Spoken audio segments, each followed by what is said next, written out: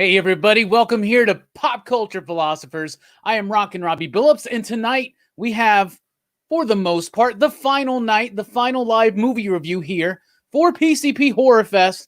It's sad to see it go, but don't worry, we still have plenty of horror surprises to come throughout the rest of the year. But tonight we're talking about 2018's Halloween, the direct sequel to Halloween. Anyway, 3 movies named Halloween, but we're going to talk about the latest one. With me tonight, we got good old Jab. It's Delaney. What up? What up? Good to see you. Good to see you. Long time no see. I feel like it's been forever since we've done a Horrorfest movie review. Yeah, who knew? Yeah. All of yesterday. All of yesterday. Speaking of all of yesterday, it's Dylan. Dylan's Comics. What's up, my man? By the way, sub up to Dylan. Link in the description below. Thank you as always, my man, Robbie. What's up, Delaney? Good to be here as always, man. Excited to talk about this one with you guys. I know a lot of people in the chat are too. It's a good one, you know. Absolutely, it's a great one to end Horrorfest festivities that we are continuing tomorrow afternoon. We will be on, or I will be, and a few other members of the Excitable PCP crew will be on Dylan's Comics at 3 p.m. Central Time, talking about Trick or Treat, which I think is the best movie about Halloween. It really is. It quite possibly is. Yeah. Strickland told me he watched it today, and I was like, bro, it's like the best horror movie in the last 20 years. Like, easily. Yes. It's one of the best, absolutely. Speaking of one of the best, we got the best Mario Master Mutant Micro Monster mashup machine. It's Brooks. What's up? Brooks. Glad to have you here, Brooks. I love how you always like stumble for those alliterations. It's like you stumble and then you finally catch your feet and you're like, yeah, it's all part of it, man. It's all. I should eventually. I'm going to write down as many M words as I can come up with, and I'm going to have it written down. Take notes. Just paste it in front of me. Just paste it in front of me. He comes up with some good ones though on the fly, for real. We also got Mike the Voice Matthews in the house. Mike06. What's up, buddy? What's up, everybody? How's it going today? It's going swell. So that's swell. Good to hear. Yeah, going swell. So Halloween 2018, I did not watch this movie when it first came out. I was excited for it, a direct sequel to Halloween. They're discounting all the sequels. I feel like we've done this before. 20 years ago when H2O came out, where they were like, well, no sequels matter except for 2. And then they did H2O, which I absolutely love. It was the first and only Halloween film I've seen in the theater. And then now they're doing it kind of again, and they're getting back to the initial concept. The reason why do a Halloween movie nowadays and have it discredit and discount all the other sequels? Well, it's to get back to the original intent by Deborah Hill and John Carpenter, that Michael Myers is just killing anybody. Like, it's not because of some familial connection he's got to Laurie Strode. Of course, that's another highlight of this film. We have Jamie Lee Curtis returning as Laurie Strode, of course. So I didn't watch it then, but I've watched it now, and I've watched it twice so far. We all watched it together over at Whole Shoes, and then I watched it on my own. And first time you've seen it? Yeah, I think it's okay. I think it's okay. Overall, I think it's just okay. It didn't live up to my anticipation. I think that for a movie that it's odd, because for a movie that discounts all the sequels, it does everything it can to redo things that the sequel had done, you know? So I felt that the movie has moments that are really good. I think it's got oddly placed humor. It runs a bit too long. It's got some characters in there that are kind of, I don't know, pointless to me, aside from, I guess, just being there to die. But it never really grabs me in. I was really excited to see Laurie Strode 40 years later. She's obviously suffering through PTSD. Jamie Lee Curtis does a great job. They do a great job of building that character to a point. But it feels like she's not the main character of the movie. It feels like she gets pushed to the side, and it's mostly about her granddaughter and all of her stuff at her teenage high school dance or whatever. I mean, I like that bit in Karate Kid, but not in a Halloween movie. But I just think it's okay. I think it could have been a lot better. I think for something that really, I think it's a shame because it discounts all these sequels, and then it literally does things, the sequel, that awesome shot they have. It's like that one shot of him going through all the houses and killing people and stuff, right? Grabbing the kitchen knife. That's from Halloween 2. The scene from the bathroom. That's in H2O. Like, that really kind of bothered me. This is directed by David Gordon Green. Yeah, that's what I was slightly disappointed in Halloween 2018. What about you, Delaney? What do you think about the film? I'm the complete opposite. I think this movie is awesome. I think Michael Myers is played well. My only discount is that they showed too much of his face at the very beginning. It's kind of like, I can't get a good example. It's better to have the implied boogeyman than just show the boogeyman without his, the emperor without clothes. I didn't like that aspect of it. It's just a small gripe to me, and of course the twist. I cannot stand this twist. It is probably the worst thing I've ever seen in this film. But all things considered, I think the continuous shot is fantastic. I think Laurie Strode as a growing character is fantastic. Jamie Lee Curtis plays this role, exceptionally well to me. I think she's the ultimate badass final girl person that she needed to be in this film. I think she prepared and trained for it. And there's something that you said, Robbie, earlier when we were watching it, that it feels like she's that everyone is bracing for Michael Myers to be there, but it's only the Michael Myers from the first movie. He's only killed 5 people, so he's only killed 5 people, and everybody's like treating him like he's killed like 200 people. He's only killed 5 people. He's only killed 5. Yeah. Well, but what they're doing is they're treating him in this movie. They're treating his presence in the film as if he has existed through 10 other films, and not like some guy that's still a killer. He's still a Netzoid killer. I get that. That got locked up, and he's still freakishly huge, and he's probably killed someone in there. Somebody that probably befriended him, like Danny Trejo, and killed him. So they've already locked him up. That's why he's standing out in the middle of that lawn, just clutch the things. Yeah, that's the prequel that's coming out. Halloween, One Flew Over the Cuckoo's Nest on Halloween. Right. So, all in all, I think I enjoyed it. Yeah, I did. There are 2 things that kind of overshadow some of the things in it. What's the twist you're saying? But it's good. We'll get to it. I was gonna say we'll talk about it. Speaking of Dylan and confusion, Dylan, what do you think of this film, buddy? I'm really more with Delaney. I actually it's funny, me and you both saw the first Halloween in the theaters, H2O. But I saw this. Michael Myers is my favorite out of all the horror slasher icons, always has been. And I saw this one like first weekend in the theaters. I don't think it was the first day, but I love this movie, man. Yeah. I have tickets behind me that I've been waiting for Halloween Kills. Like I've been waiting for that movie. I was so bummed to not get it. It is not a perfect movie by any means, no doubt. But the James Jude Courtney, who they got to play Michael, is one of my favorite portrayals of Michael besides Nick Castle, obviously. He is just big. Like he is what the Rob Zombie one kind of should have been, even though that guy's not bad. It's just, it's more Rob Zombie, but I am not really a fan of the weird comedy. I want to punch the father in the face all the time. Yeah. He's so stupid.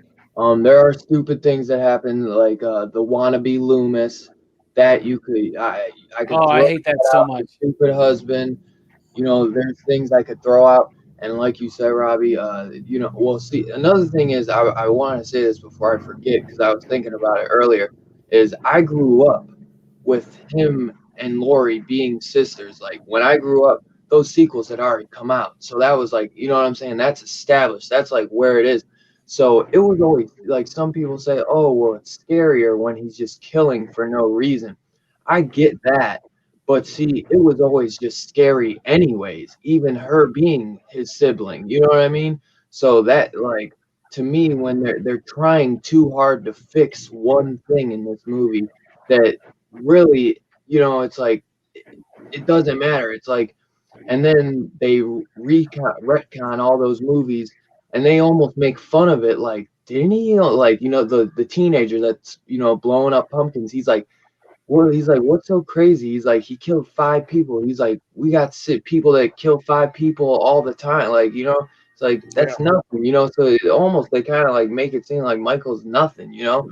And compared to like from the 10 movies, so I hear in Halloween Kills, he's going to be catching up to that body count from the 10 movies that they've retconned. You know what I mean? Yeah. I do enjoy this movie, though. It's not perfect, but I saw it in theaters, and it was badass. It has a lot of great parts. It did get a lot of reshoots. I think the whole ending kind of got reshot because they had more of like a one-on-one face-off with Michael and Laurie kind of like in the front yard. Yeah. But they do a lot of homages. You know, they even throw the Season of the Witch characters in there. You know, they throw little they're kids in there. There's so many homages to all the other movies, like you said, H2O, the scene in Halloween 2. I'm pretty sure there's a scene even in Halloween that they homage. And that was a lot of people's problem, where it's just almost like an homage to Halloween, you know? But it's almost like a tribute to the sequels that they apparently don't like so much that they said that they don't count, but we're still going to kind of act like they do or do their own thing. I don't know. We're on a different timeline, dude. I know it's a different timeline. I understand the Halloween multiverse. I get it. The many worlds of Michael Myers. I understand the many worlds theory, Brooks. Dylan versus movie Michael versus Michael. Right? No, dude, that'd be something. Awesome. That'd be something. Like Rob Zombie Just Michael comes in there. Stab. Original Michael. Speaking of confusing plot twists, what about you, Brooks? What did you think about this movie? This was your first time watching it too, right? Yeah. I mean, I remember when this movie came out, but you know, it wasn't. I thought it'd be interesting, but you know, it wasn't one that I was chomping at the bit to see. But I actually enjoyed this movie a lot more than I thought I was going to, because I like that it just goes back to the basics. You know, with it, it's like this seems like a logical progression from like the first Halloween movie to just like, you know, modern days. And it's like it doesn't, you know, it feels like it's like John Carpenter being like, this is how I intended this, you know, to continue. Like, you know, because franchise, especially like the Halloween franchise, but any franchise, like as it goes along, like, you know, so many voices like kind of change the story up so much that, you know, it's hardly what it was when it started, you know. Yeah. He actually had said too that there was no story.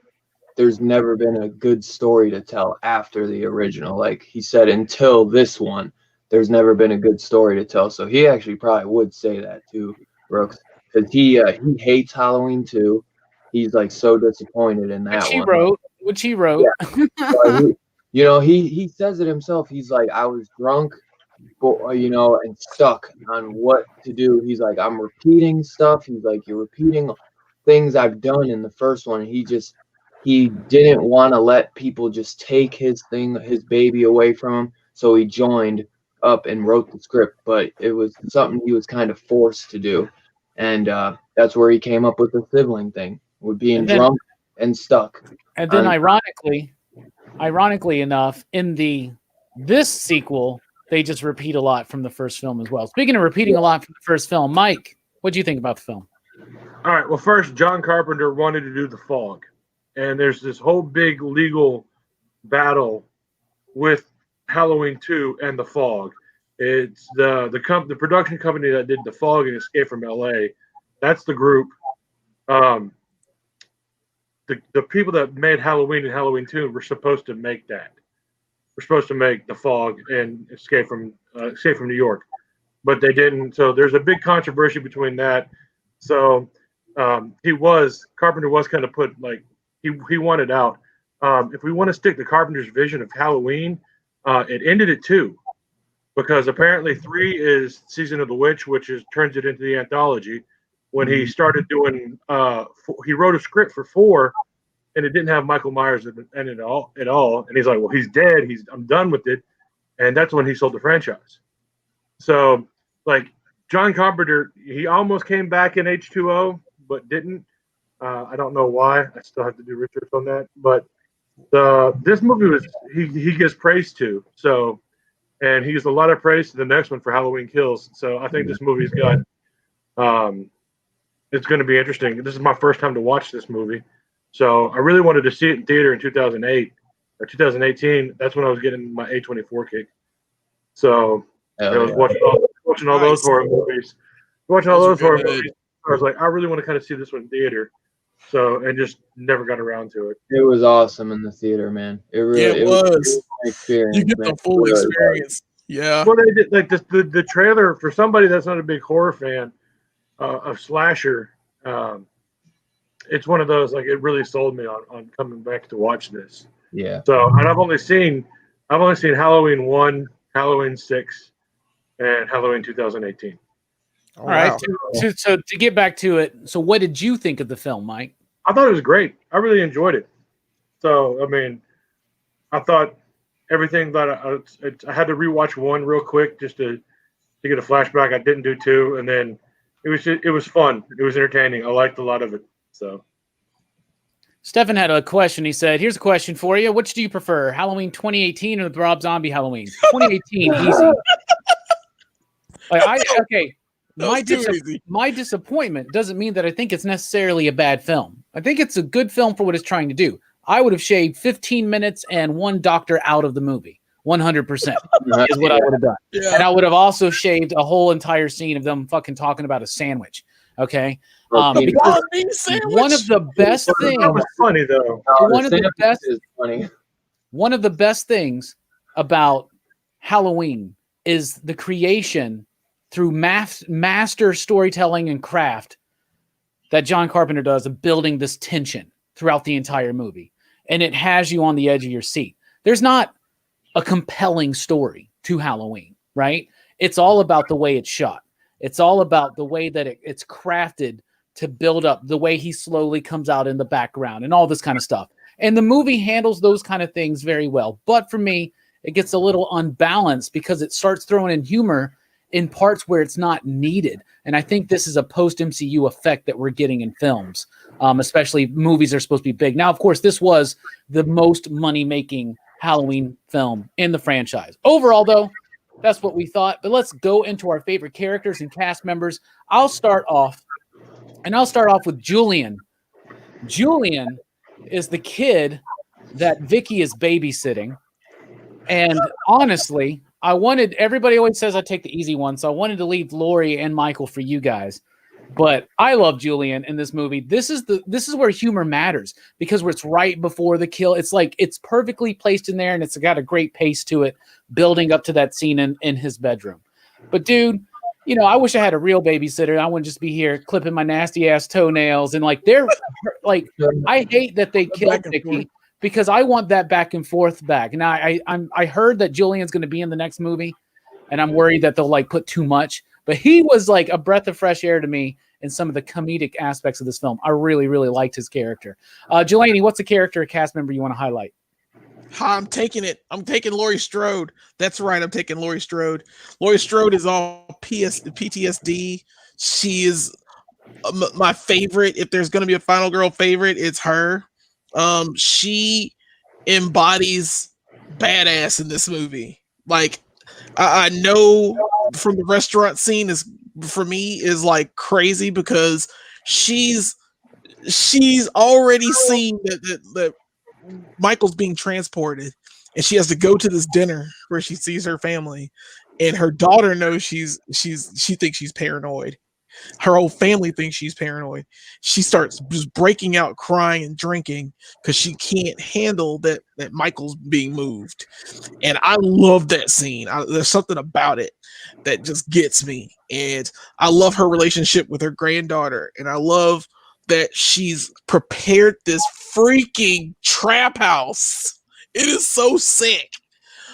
Just to have Michael come in, and of course you guys can pick Lori again too, but these are all the things I love about her. She is so awesome in this movie.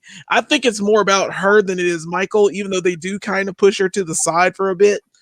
I still think it's about her revenge tale and how she's prepared her daughter, and her daughter thinks she's crazy, and her granddaughter is kind of on her side, but she's pushing away too. But then they get it. Right when Michael's escaped, they get it. They did a great job of they basically kind of Sarah Connored her in this film. Yeah. And that's Yeah, one they of one of the things I like about it is that they make a very strong and compelling character out of Lori, and they do it without sacrificing any vulnerability. Like she still has a lot of problems. She's not a perfect person. She breaks down. Everything she does is she's not just like like I don't know, like a Rambo, like calm, cool, collected, knows exactly what to do. She does this through fear, through this preparation, and I really like that exploration. Dylan, what's a cast member character you want to highlight? Could I pick two? Because the one is like kind of like I only really like her for one thing she does. It's just badass. But the Go second for it, one is, sure. like, easy.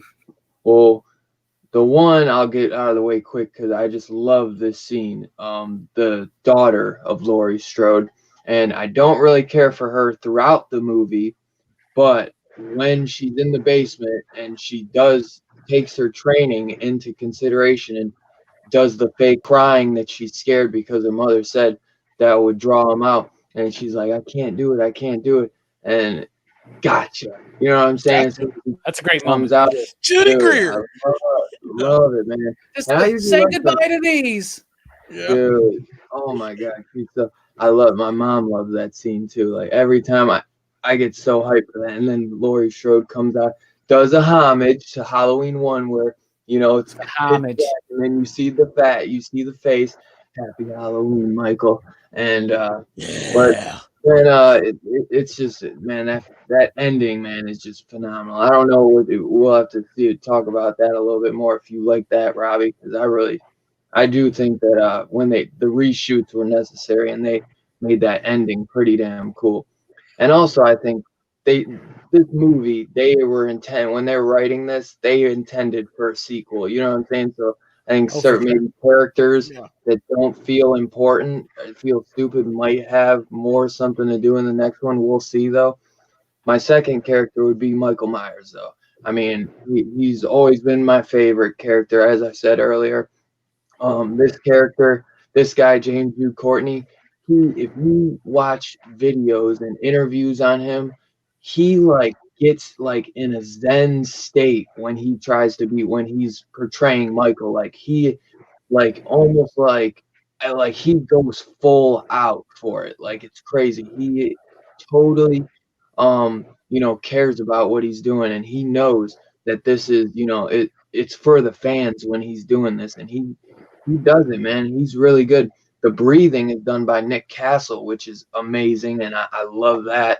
And Nick Castle actually does the window scene in the movie. I don't know if you knew that, Robbie. Really? I didn't know that. Yeah, they bring him. They made a big deal about him coming back, and it's literally to film him through from a mirror across the street through a window. I thought that was kind of dumb. They actually wanted him to come back because it's a 40-year difference, and they were trying to find somebody older to play. Then they couldn't realize. They realized the 60-year-old man couldn't do the stuff Michael Myers is written to do in this film, right?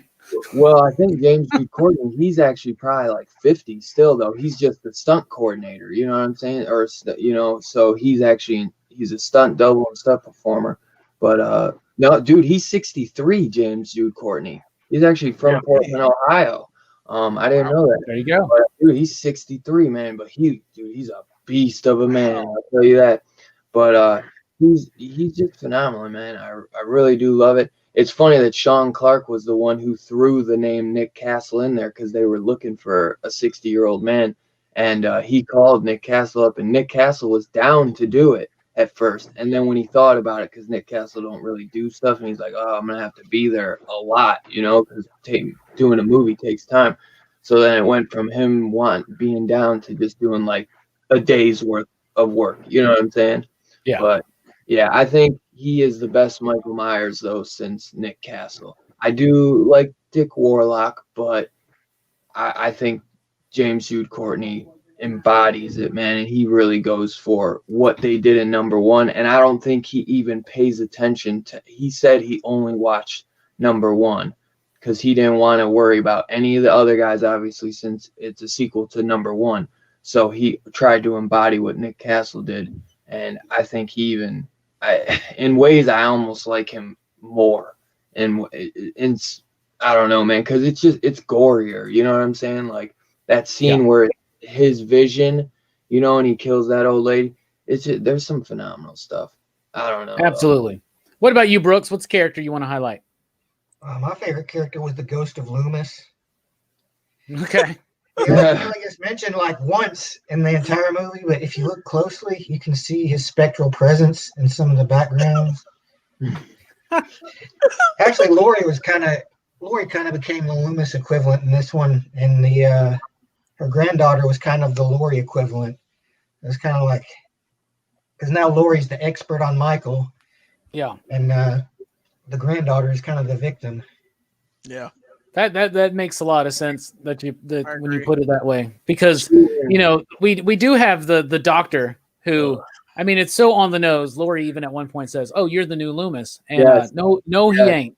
No, he ain't. No, not at all. That too. I was just gonna say she even calls him the new Loomis. Like, no way. But very nicely done, Brooks. I didn't even notice the spectral presence of Donald Pleasance. You just gotta be looking. You'll see Donald Pleasance in the back. He's kind of waving. I shot him 6 times. What about you, Mike? What's another character you'd like to highlight? I want to highlight the doctor and the news crew, or the podcast crew. They're investigative journalists. They're podcasters. $3,000. I really like the Allison, but I'll talk more about her later.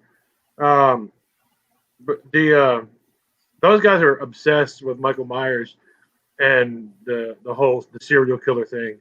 That's something that me and you had talked about earlier today, Robbie. And like I was at a certain point, but after that, like, yeah, the doctor's crazy because it's funny because he's like, don't kill him, and Hawkins is just like, I'm running him over and I'm gonna shoot that motherfucker in the head.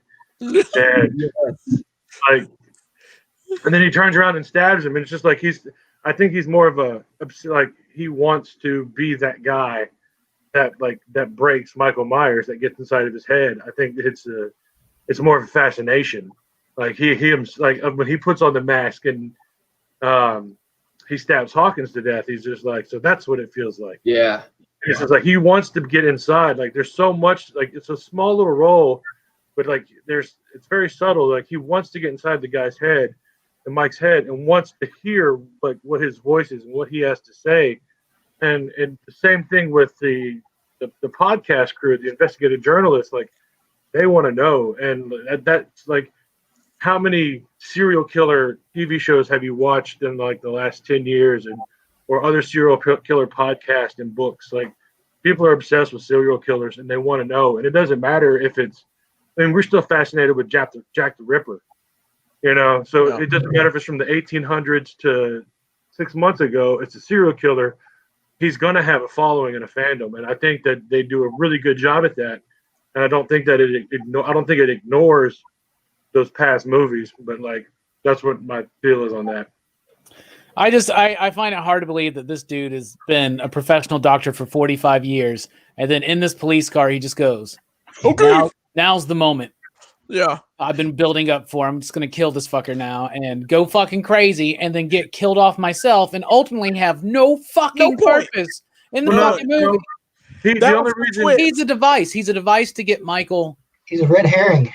He's right. It's a terrible one. It's so stupid. Cut him out. Cut him but he didn't want Mike. He didn't want him to die. He's like, don't kill him. He's property of the state. Like, he still wants to make his career off of this, and it's just like, you're stopping me from getting what I want, so I will kill you for that. And we've seen that several. Puts that mask on and then does that dance for like 5 minutes. It's so stupid, and it's so distracting from the movie, and it kills. You've seen that in so many other movies. You've seen that in so other movies. Like, I can after this, I can go find other movies with that. That's fine. I'm just saying that in those movies, maybe it's structured in a way where it actually has an impact on the film, and not like this. It had no payoff. It's a distraction. Yeah, it would have worked if he killed Michael Myers. If Michael Myers was dead, and then he puts that mask on, and it would have still been stupid. And then the final half of the movie, it would have been him killing. And then a giant slug comes out of him and starts infecting other people, and then the spirit of Michael Myers, and then the spectral presence of Donald Pleasance has to show up like Obi-Wan Kenobi and fucking teach Lori's granddaughter how to be a fucking Skywalker. I'd like that movie. I don't know. I think there's more. It's a nice little twist in there. It's kind of a small little story, but the same with the podcast people. Like they get killed off right there in the very beginning. I hate that too. Oh, this fucking piece of evidence from a serial killing from like 40 years ago. You're just going to be able to like, yeah, I got a friend at the attorney general's office, and he gave me this old school piece of evidence. They let him borrow it. It's whatever. He let him borrow it. Mike's like, you'd be surprised what you can get out of the police evidence locker. I'm just going to tell you. Man. I think somebody wanted to put that shit on eBay after a while. Well, no, because me and Robbie had talked about this earlier, so I had looked it up, and evidence that's involved in a homicide stays in lockup forever. Like it's always kept. You mean they just don't hand them out to fucking YouTube celebrities and shit like that? They did that. Podcasters. Hey, man. All right, let's talk about the style and story structure of this film. I like the style of the film, the way it's shot. There are moments where it really, really shines, and moments where it really pays a lot of tribute to the original film and to some of the films that came before. And I do like some of those touches. I think it's a gorgeous looking film, cinematography wise. I think it's got great use of music, and we'll get into the music a little bit later. But I just think that the script is a little uneven because now you got like, I don't know all the writers, but I know Danny McBride is one of them, right? And so I get that there should be humor. There's humor in a lot of the Halloween movies, like throughout, and it works. Humor works in horror. But I feel like in this one, it wasn't quite there. And David, what's his name? David Gordon Green? Is that his name? David Gordon Green. He does comedies and dramas. He's never really done horror. So I feel like that was shown. But maybe now, is he doing the second one? I don't know. He's doing the second one. I think in the second one, they can kind of like probably fix some of those things. But there are a lot of moments. I think I feel like I'm just ripping off. I watched Chris Stuckman, his review of the film, and I'm right along with the way he thought about this film. And he said that a more seasoned director would have known that some of the choices he made were very obvious and cliche to horror fans, right? And he would have pulled it back, like this stupid twist and shit like that. Yeah. But like he talked about how he thought James Wan should have done this movie. And I was like, ooh, I think that would be pretty dope. Of course, he's got his hands full with the Aquaman and Conjuring franchise. Delaney, what do you think about the style and structure of the film? I get what you're saying, that it is uneven. It does have moments where it does break up a little bit. And some of the humor is ill-placed, is ill-timed. But I think the tension for the scene with the boy or the devil kid that tried to make out with Laurie Strode's granddaughter, and that whole scene where they're in the backyard, I think that built tension for me. I don't know what it was, because he's just standing there and he's like, "My bad, dog. I don't mean to be in your yard. I'm gonna leave." It's that whole scene. I thought it did build tension for me. And then there are parts in this movie that give me that just a little sense of dread. And I watched it in a theater. It was me and like 3 other people in that theater. I watched it alone with 3 other people in there. And you could cut that tension with a knife with that one scene alone. And there's certain things in the house when Mike Myers is in the house that are pretty decent. But I think altogether, it is uneven. It's unevenly paced, but I still think it works well. It looks great. This is the best Michael Myers. I will say this: the best looking Michael Myers mask I've seen in any of these films. That mask is great. It is fantastic. I'm like, they nailed it. And it's not Shatner, but it's awesome. But I don't know, if you take a photo of Shatner today and paint his face white and black out his eyes, I think it kind of looks like him. Yeah, maybe. Oh, I love the mask. It's got that grit and texture and that age to it. Oh, it's good. I'll be honest, man. A lot of the Halloween films have really dumb looking masks. Like one of my favorites is H2O, and it's the worst mask in the entire franchise. And it's CG. It's so bad. Yeah, it's CG'd in parts, and it's so damn clean and perfect and whatever. Dylan, what do you think about the style and story structure of the film? I think the style is fantastic. It's they're trying to go for that old school feel, and I think they do well in certain spots. They really do. I'm not really feeling the James Wan. I know he did The Conjuring, but even all that stuff ain't perfect. You know what I'm saying? The guy is a comedy director. Um, so I feel he needs to throw the comedy in there, which I don't really always need. Maybe like once in a while, just he threw it in too much. I think that's where, in the writing, it gets a little bit him and Danny McBride like feel like, oh, we need to throw peanut butter on my penis. And it's like, dude, like nobody needs that shit. You know what I'm saying? It's just stupid. It's just stupid. It was really, and then like the one time, the husband, man, like it's just like that's all he's there for is for comedy reference. He's a comedic actor, right? Stefan points out the death sentence as a James Wan film that definitely shows me that Wan has the potential to do a style that would work on a Halloween film. Maybe, That's just me. Kevin Bacon, Death Sentence. Yeah, it's a decent film. I never seen that movie, so I'll have to check it and see. I've only seen it once. They're okay. I'm trying to go ahead. I'm sorry. No, you're good. You're good. I just lost my train of thought. But yeah, like there's just certain scenes with him with the husband where like, I know jujitsu, I know this, and it's like, bro, shut up. It's like every time I just want him to shut up. But I think, it has some of the best Michael Myers stuff. I think it has some really phenomenal cinematography done. Are we talking about the score? Not yet. Not yet. Okay, I thought that's why I wanted to wait before I even mentioned it. But I think it's done pretty well. The thing is, I feel like this is almost like his love letter. That's what he's trying to do, like almost give us a love letter, which I do think sometimes he's kind of being too gimmicky and too, like out there when it's kind of like, it's like you're almost trying a little too hard. But, this is Michael Myers. So it's like, oh, imagine if we were trying to do this movie and we're getting 20 million to do this movie. That's a lot of weight on your shoulders. And after coming, Rob Zombie fucking it up so bad, it's like, he's got a lot of pressure on his hand and a lot to do. So I think he did pretty well. From what I'm hearing, Halloween Kills is crazy. That little tease they showed today looked really cool. Well, I'll be honest. The little tiny tease. Yeah. It was come out this year, so they had people review it in theaters. What is it? The early watchers or whatever? I forget. Early screening as to see what people would think.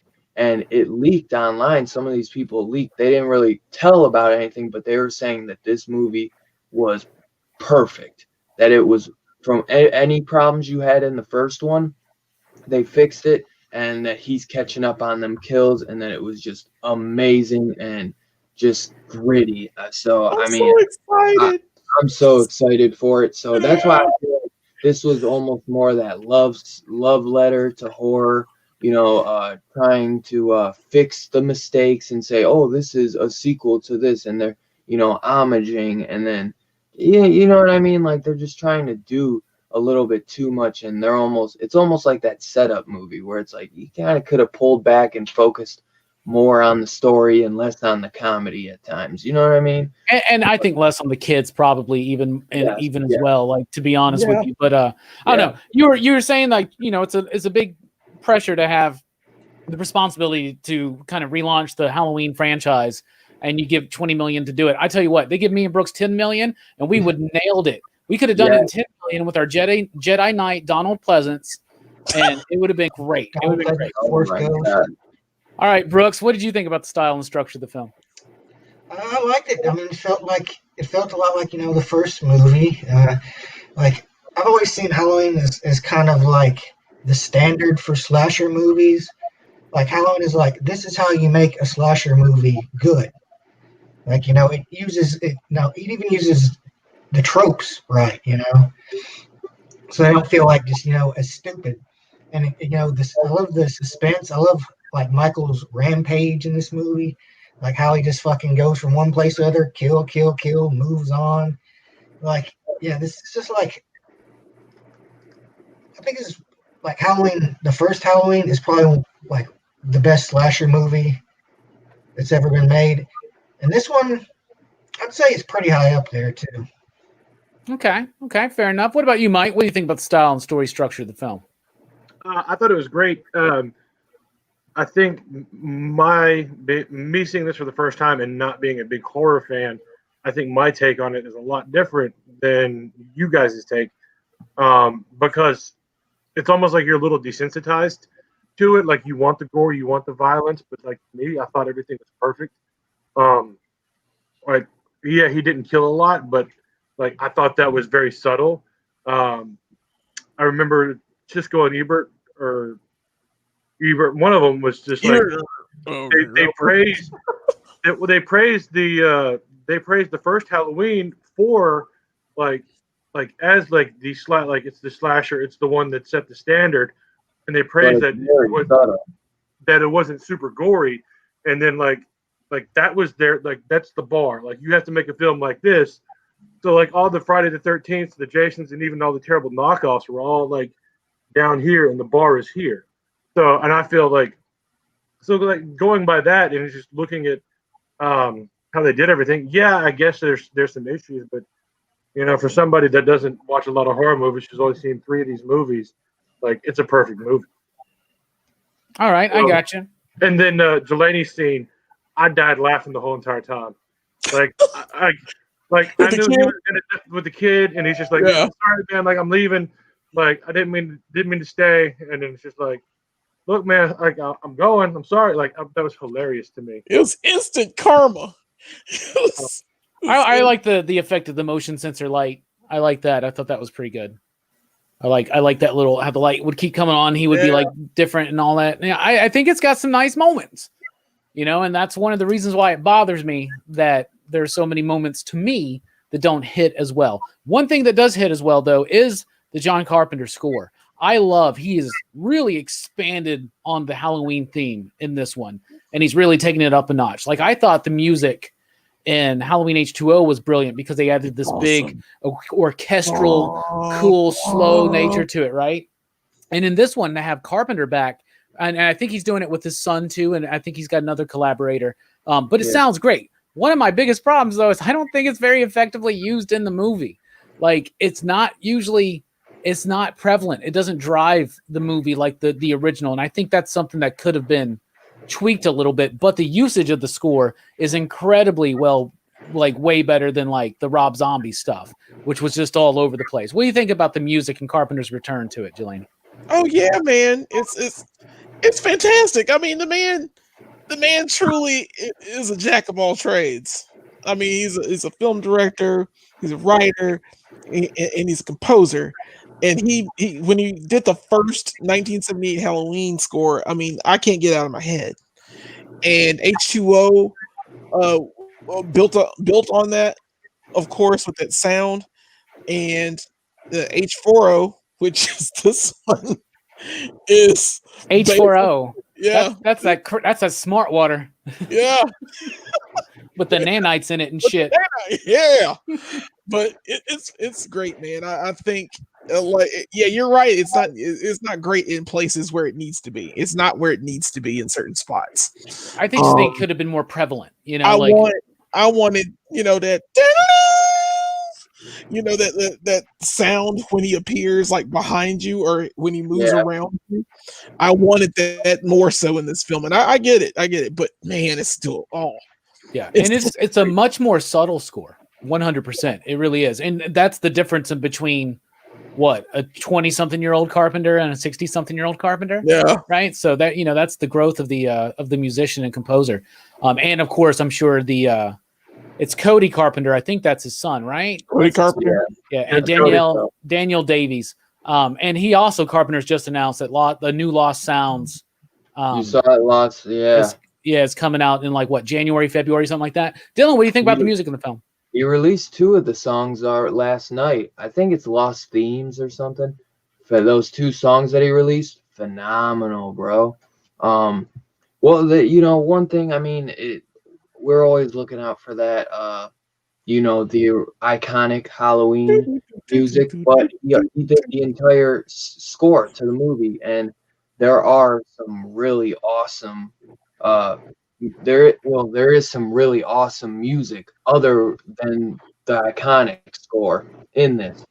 Just when he after he's gotten his hand shot off, and they're in the basement, and they do kind of like the pan, and he kind of walks up, and he's in the house, and it's kind of dark, and they do kind of like that dun, dun, you know, like that's always one of my favorites, where it's kind of like a darker kind of, where it's like, oh shit, it's going down, he's here. And you know, I think the iconic score, like, I do wish they used it a little more, like like Delaney said, when he's like pulling up, they do it a few times, you know, like when the kids bump into him, you hear it and stuff. And I do think it is one of, you know, if you know, I guess it's a type where it's like, you know, you don't notice it, so it's perfect, but I do wish they used it a little more. But I do think it is probably, you know, Carpenter kind of perfecting it now, because he's older, he has more money, obviously. And back then, I mean, he you know, he was just doing this because he was cheap and he had no money, and it just shows how iconic it became. But I think now he was kind of maybe trying to perfect it a little bit more. But he's older now too, and he says music's a lot harder for him nowadays too, and scoring is just way harder. But I'm very interested to see how he's gonna do it in Halloween Kills. Like, maybe in Halloween Kills we might get a lot more. But I think Carpenter uses his skill to not just hit us with the iconic score that we all kind of expect, and he goes for some really subtle music notes in this, and I think some of them were really effective, and I love it, man. I love it so much. I am just a huge Carpenter fan, period, let alone when he's doing the score. I mean, he's worked with some of the greats, man. I think Alan Howarth, or however you say his name, is one of the ones he worked with a lot.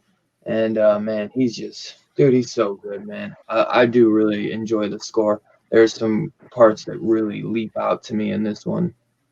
What about you, Brooks? Yeah, it's good. The score, like the first Halloween as well too, where a score like blends really naturally into a movie.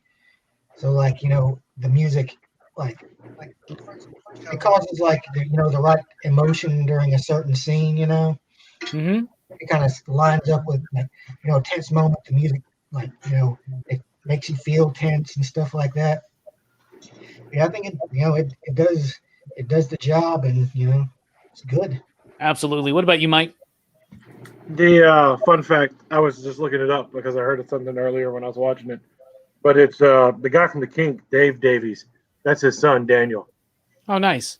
So, and then Dave Davies and Carpenter did a couple. They've worked together before, so it's kind of like he's bringing in the next generation with Cody and Daniel. So I thought that's kind of cool to do that.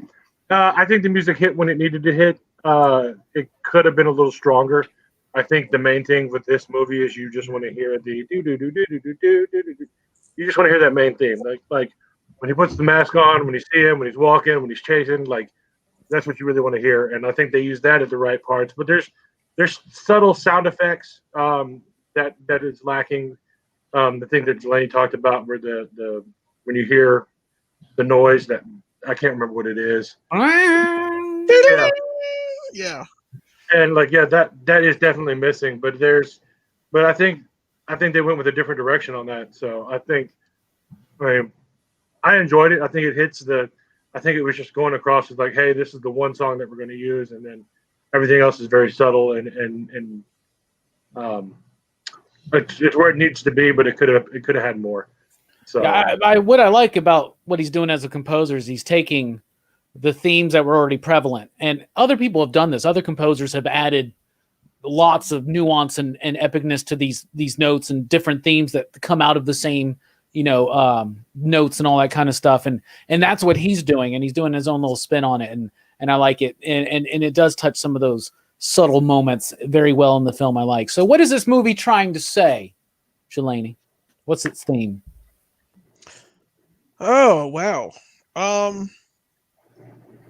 That you can't contain evil. That the fact that these podcasters wanted to go and see Michael Myers and hear him speak and get a reaction from him is the first scene in the movie.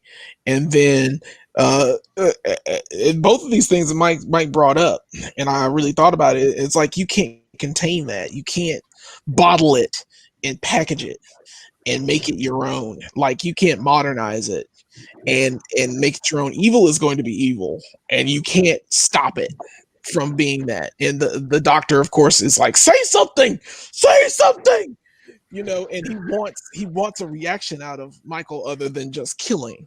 He wants him to say, you know, to give him something that he can use either to further his life or his career, whatever.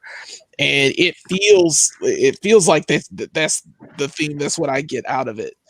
That these people are trying to bottle it up, and at the same time, there's the duality of Lori trying to do the same thing, or she's trying to contain her family and she can't contain that. But it's not evil that she's trying to contain. It's just she wants everyone to be safe, Control on their side, and the control of it. Yeah. You know, because she comes in the house and she's like, yeah, all these doors should be locked. You know, every one of you will be dead if I was walking around, things like that. And she's done it for so long. Way to kill the party, Grandma. So Bang, you're dead. So Nah, that's what I get from it. That's a big thing in the entire franchise, is about the idea that you can't contain true evil, you know, and bottling the evil within and shit like that. That's something prevalent in the whole series, and definitely something it touches on. What about you, Dylan? What do you think the movie's saying? I think it's saying that that no matter how many shitty sequels you do, even though I love the sequels, I love them all, even Resurrection. No matter how many shitty sequels you do, we can cut them all out and do a direct sequel to the best one there is, and just homage all those other ones that you guys dog on, and we'll just put it all in one movie. No, but I think the main thing I'd say is that it's one thing I always take away when the podcast people come in and they say they're trying to humanize him, and Michael's just a human being. You know what I mean? It's like, well, see, to me, no matter how many, if they say he killed 5 people, I know who Michael Myers is. You know what I'm saying? In my head, I'm like, bullshit, this motherfucker probably killed 100 people at least while he's been in that mental institute, and maybe he just hid the bodies in it, somewhere, and they just haven't found him yet. I know. Everybody that visits and works here just disappears. But like you guys said, you can't control evil, and the boogeyman does exist, and it is Michael Myers. You know what I'm saying? So hell yeah. But he didn't kill the lady in the van. In the right before, when at the gas station, when the van pulls up, the Christ van or whatever, isn't there the male reporter waves to her. He's like, "Hey," he gives her the peace sign, and then she just looks and just gives him the nod, like that. And it's like, go back. But that's like Jason kicking the radio and still killing the kids, and Jason takes Manhattan. It's a thing. They don't kill all of them. He didn't kill the kid. He didn't kill the kids. Yeah, he didn't kill the baby. He killed the kid, but then he remembers that he killed the kid. We didn't even talk about that part when dancing just really hits my heart, Dad. But he cracked the kid's neck, and then remember he walks past the newborn baby, and he's already killed that kid at this point. I'm like, yo, bro, because at this point you're like, this motherfucker is no hold bars for real, and thankfully he doesn't kill the baby, but. Yeah, man. Like I said, I don't think he killed a lot of people in the insane asylum, because I think he might have, but there's definitely a thing of fear in that. They're definitely afraid of him. Brooks, what do you think the movie's trying to say to you? I think it's trying to say that Halloween's bad and we should abolish it. What you I think gonna this do? movie is about Can't Haddonfield, at least in Haddonfield, Illinois. not just like living with fear, but like kind of the consequences of that. Because like it's like Lori's like let this fear like control her entire life, and like she's lost so much because of that. Like so much time she lost with her daughter and granddaughter. Like even though like she's ready, when it's time for Michael's, like how much time did she lose? Like how much precious time did she lose just to be because she kind of overdid it. It was the right level of did. The problem is nobody believed her. She did sacrifice 40 years of her life for it, and Right. you got to think that. Right. I mean, she's the one that kind of places herself in the situation. Like, if you really wanted to do a sequel to Halloween in which Laurie Strode is not Michael's sister, then she's not involved. He gets out and he just starts killing the next people he sees, right? But of course, you got to get them involved. I would have been like, I would have gotten away. Jamie, the character, like you mentioned before, Jamie needs to be. She's preparing. But yeah, I would have liked more of a focus on her, but absolutely right there. Mike, what do you think the movie's trying to say? The world is a dangerous place. When Karen and Lori are having their conversation and in the house, and she's like, the world's not a dangerous place. Like it's safe, and you're going crazy. And it's like, no, the world is a dangerous place. And yeah, she might be overdoing it, but Lori is right. Like there is evil. John Carpenter said that one of the things that inspired him about this was that he met that kid or teenager in the mental institute that freaked him out really bad, and just said like that kid was like pure, like I was looking at pure evil. And I don't think, and it's just so he happened to be mental. So I don't think like we might have seen it. We just don't know. Like you don't know what somebody's going to do, and like. You don't know what I'm thinking. I don't know what you guys are thinking. I don't know what the crowd's thinking. Like it's crazy. Like of the evilness that is hidden. So you got to be cautious and aware of what's going on and to protect your family. Absolutely. I think you guys all touched all on it. I think one of the things that this movie's about is James just kind of said it right here for me. It shows how traumatic episodes in people's lives changes them forever. This movie is really spotlighting the trauma that Lori has gone through and how she has channeled that into an obsession with control and being safe. She is living a life ruled by fear. And you could easily say that, yeah, she did the right thing. But we know that Michael somehow survived a basement on fire. So ultimately, he's coming back in Halloween Kills. And like Brooke said, I think it's more about what she lost. And that's why they spend so much time, I think, with the generational effect that she's done. And that's, I guess, really the reason why there's the daughter and the granddaughter. Even though I don't think they were utilized to their maximum effect, I am excited to see them explore this in the sequels after they've been through a shared experience together. You see that bit at the end there, and even her granddaughter's holding the knife.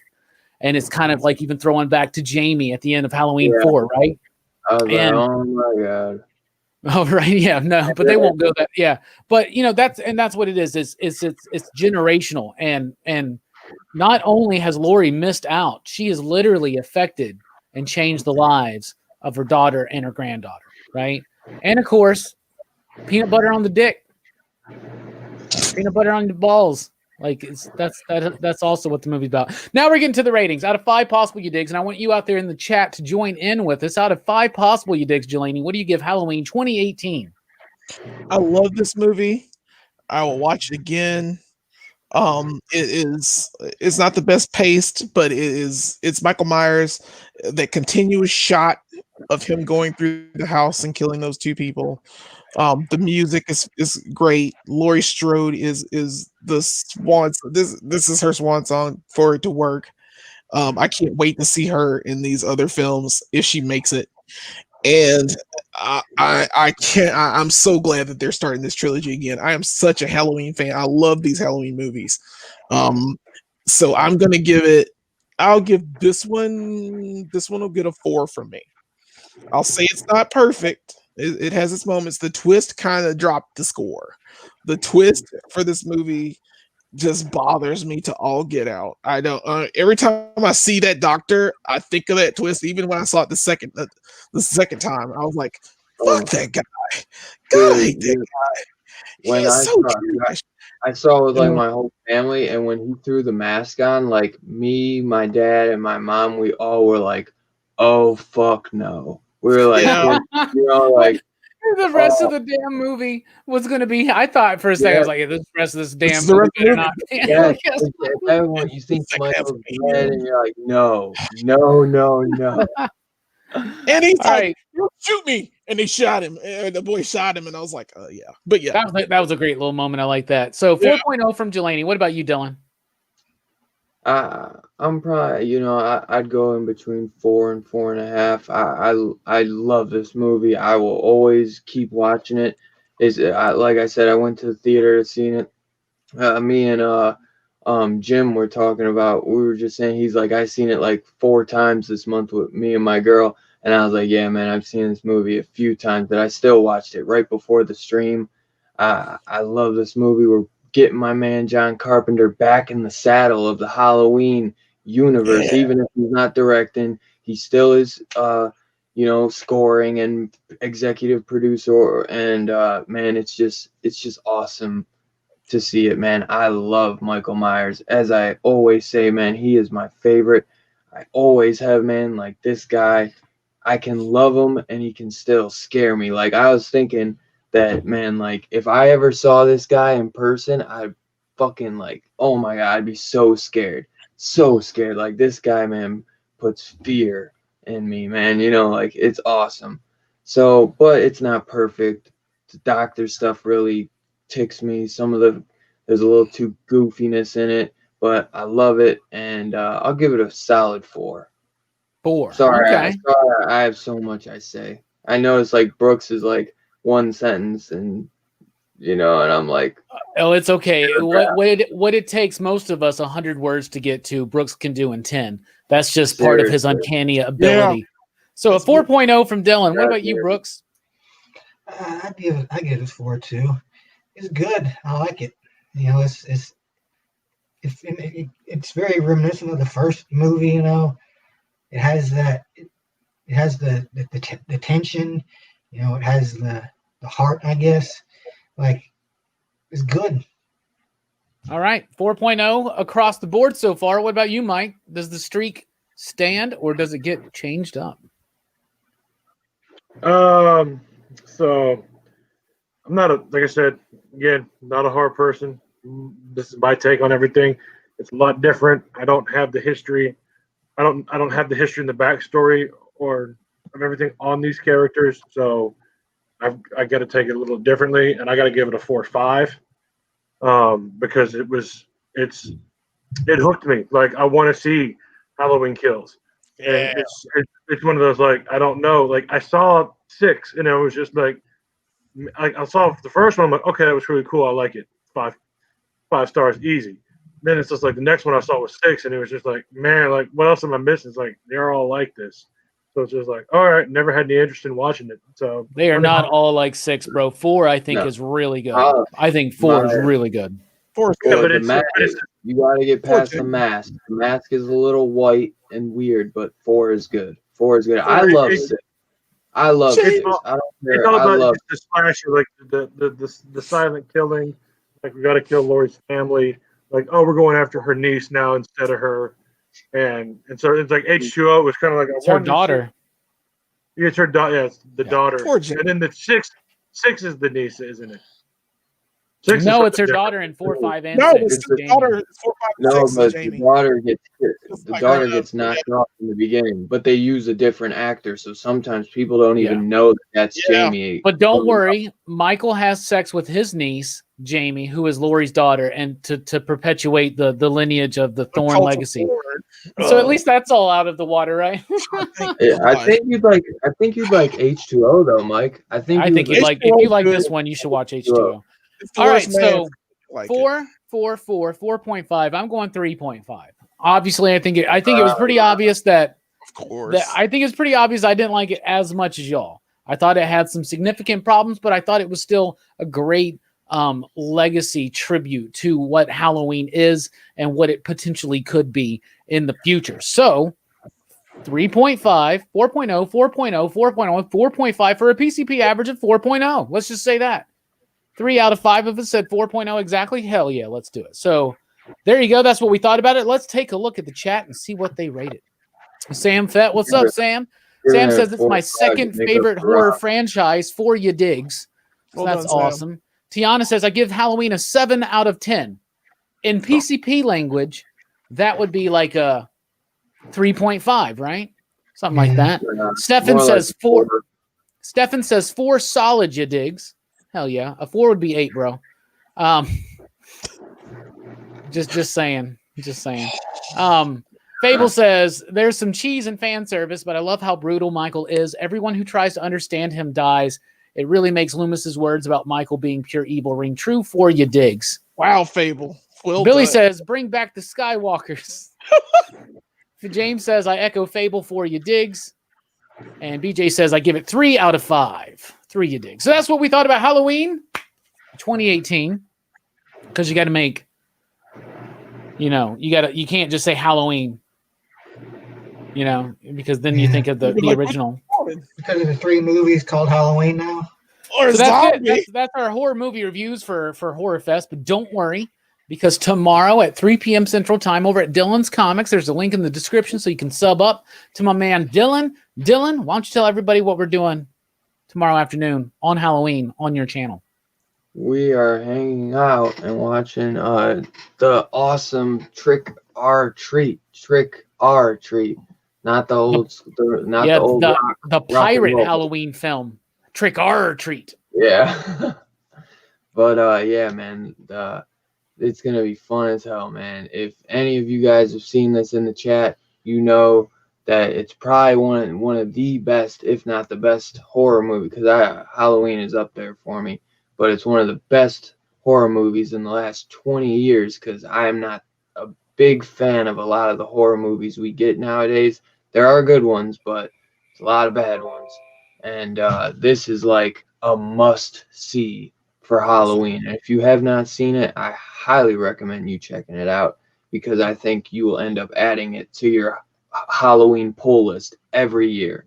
Seriously, it really dives in. Robbie mentioned it earlier. It really dives into like the Halloween lore, and not many movies, if any, ever really do that, honestly. And Halloween 3 does. Yeah. Season of the Witch. Which I just watched that today. I love that movie, man. Dude, I'll tell you what, that's probably my favorite John Carpenter Halloween theme is from 3. Really? I fucking love the theme in 3. It's like Friday the 13th 3 is my favorite Friday the 13th theme. It's like in the third one, they all go so fucking 80s. It's great. His score is phenomenal in that movie. His score is phenomenal. Yeah, it really, really is. All right, so that's our thoughts on Halloween 2018. We got Trick or Treat tomorrow on Dylan's Comics. And don't worry, after a break next week, 2 weeks, Horrorfest makes its triumphant return for one night. And it's Friday the 13th, so I wonder what we're going to be talking about. Maybe all 12 Cheech and Chong films? Probably. No, it's Friday the 13th. You know it, everybody. So, Delaney, final thoughts on Halloween before we take an intermission? Yeah, I loved it, man. I love this Horrorfest. I'm glad we ended at least this portion of Horrorfest with this movie. It's just a well-constructed film. I'm so glad that we got a chance to watch it, and I'm glad I got watched it with you guys. Yeah, and Delaney will not be joining us for back chat. So, Delaney, thank you for joining us, of course. Yeah, of course. Dylan, are you going to be able to make it through back chat, or you got to dip? I think I can chill for a little bit. I probably will have to bounce in a little bit though. I might have to bounce early. I'm gonna try to stay though. I'm waiting to hear back right now. We wheel and deal. You know what I'm saying? Sir. We wheel and deal, and we steal and kill. Halloween Steals. That's gonna be my movie. It's the prequel.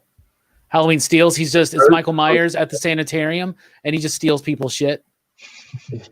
That's all he does, because they won't give him any weapons, so he just steals people's shit. Why not? Anyway, on behalf of everybody here, thank you for checking out our Halloween movie review. Horrorfest continues on after the short break, because we'll be back for PCP Back Chat with show and tell, answering your questions. So get your questions out right now. And I I shot him 6 times. 6 times. He's pure evil. Kill the boy. Kill him.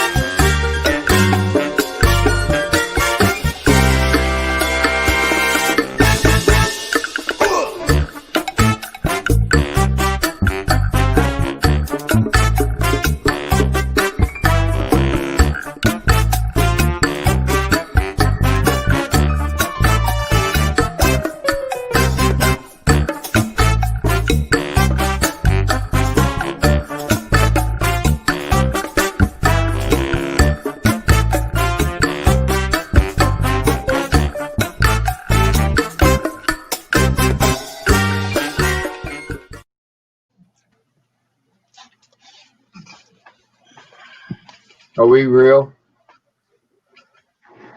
Is this real? I don't know. But yeah, I think what I said in the chat, I think that's what's going to happen.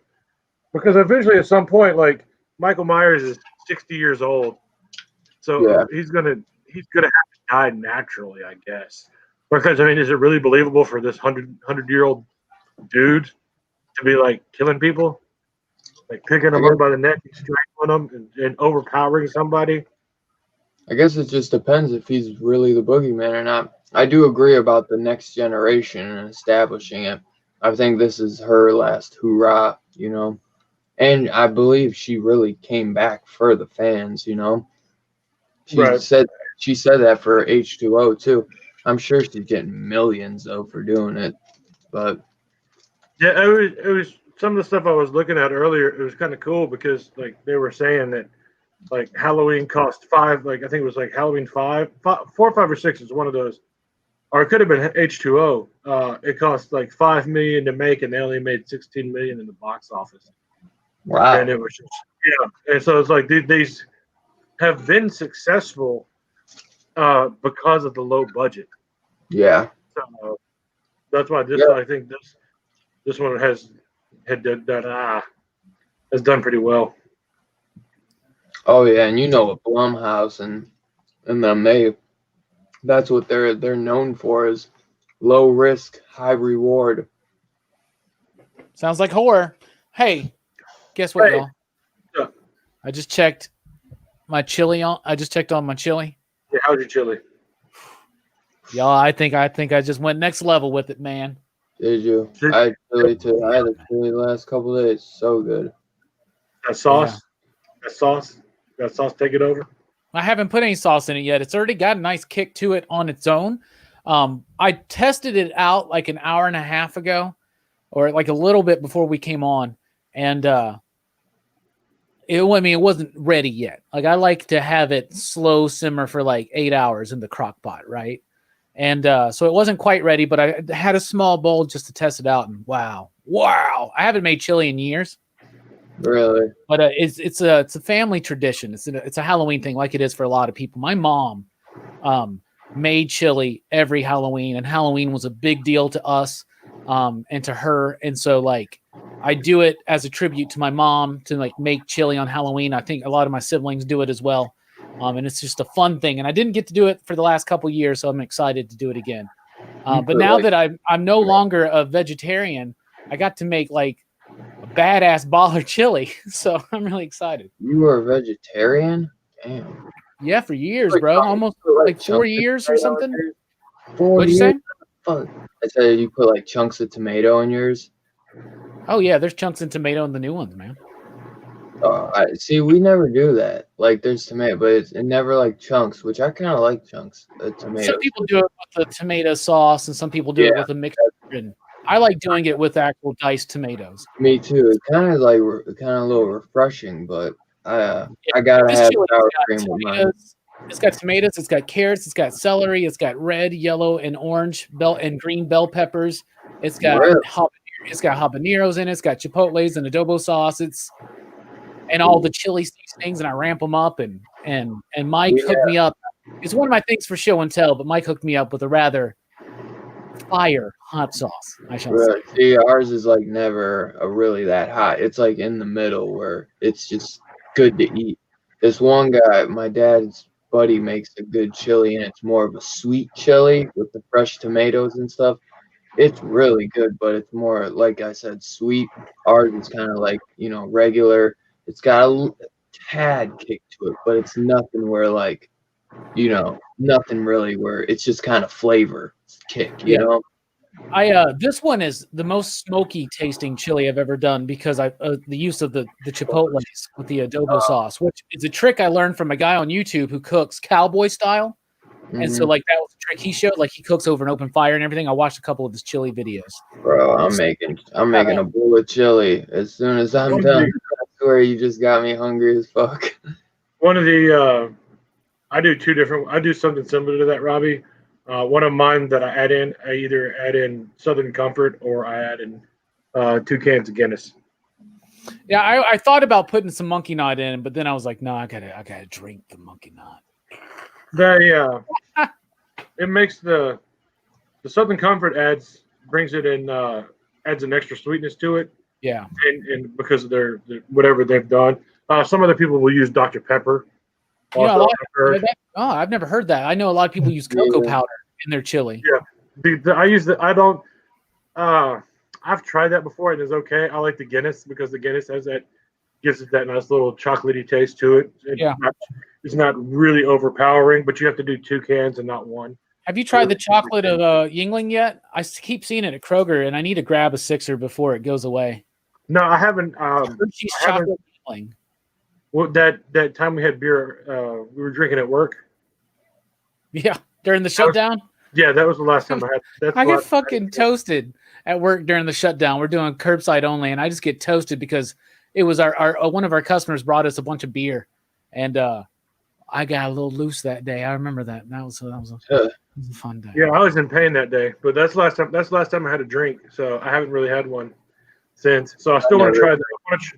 I want to try that, and I want to try that PBR milk. Since we're doing the PCP cooking show right Oh, now, BJ's got a question. What is your favorite cuisine? I'll start. My favorite cuisine is Mexican. I love Mexican food, tacos, nachos, burritos, that Tex-Mex type thing mostly. But I also like authentic Mexican food, which actually has a lot of vegetables and stuff like that too. So I Mexican's my favorite cuisine. What about you, Dylan? You got one? Well,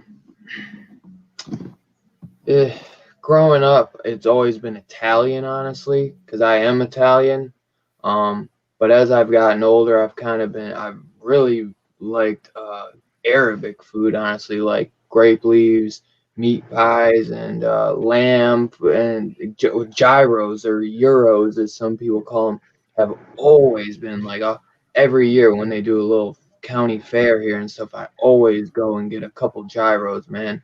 And yeah, I'd say it's probably mixed between, Italian and Arabic. Mediterranean and all that kind of Yeah, stuff too. yeah, it would be Mediterranean, I think is what they would probably call it. Which my father is actually Italian and Lebanese, so probably, that's the stuff I grew up with, What about you, Brooks? Is it cheeseburgers and chicken fingers?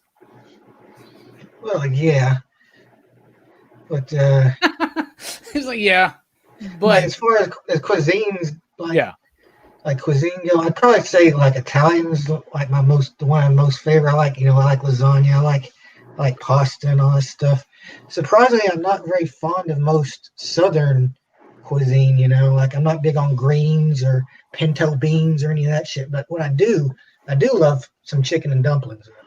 Oh, I gotcha. The Southern version of chicken and dumplings, right? Yeah. I love Southern food. Obviously, fried chicken is a big thing. I had some of the best greens I've had in years last week from Big Shakes. Those greens were fucking amazing, bro. Because remember, once again, as a vegetarian for a few years, I didn't really eat a lot of greens. I can't. Yeah. Oh, it was easy. It was easy, bro. It was easy. Really? See, I don't think I could ever do it.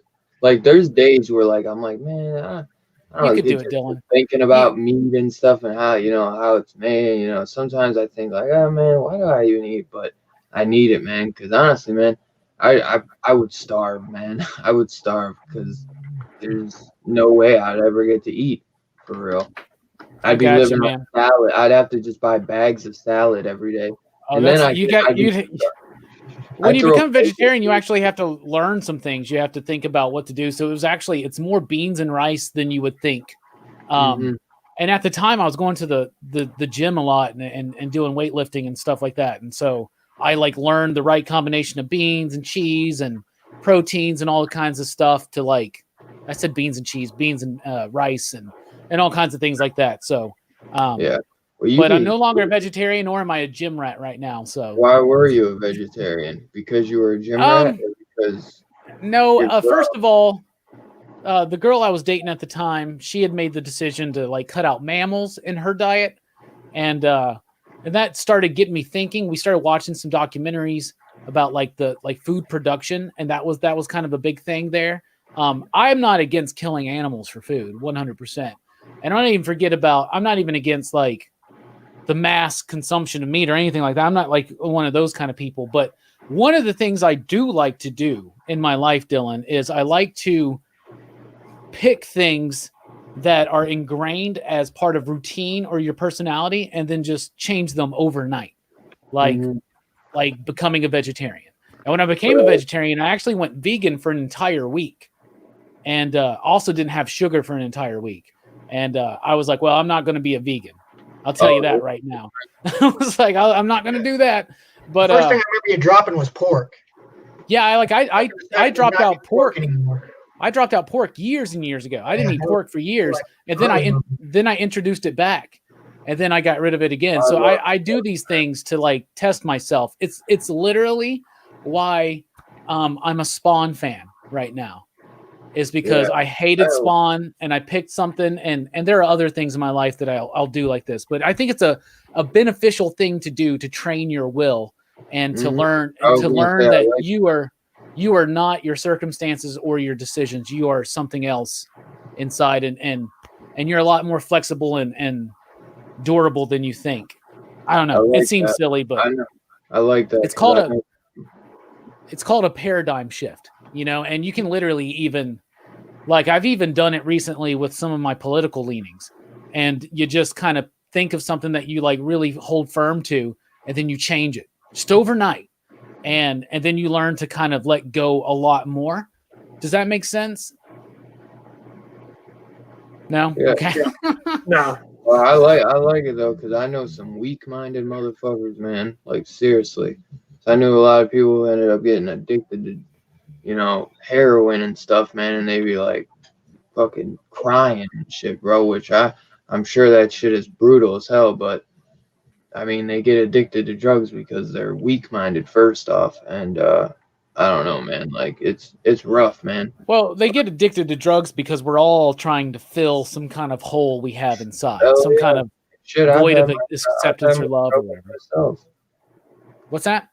I've had trouble with myself, you know. I don't drink. Oh, no we more. all do. I say I don't drink. I've had troubles in my life, you know. So I We all know, do. dude. There's nothing to do out in Ohio. We used to play basketball every day. They took away everything, and it's like, oh, you wonder why all these kids are just getting fucked up all day and night because they have nothing to do.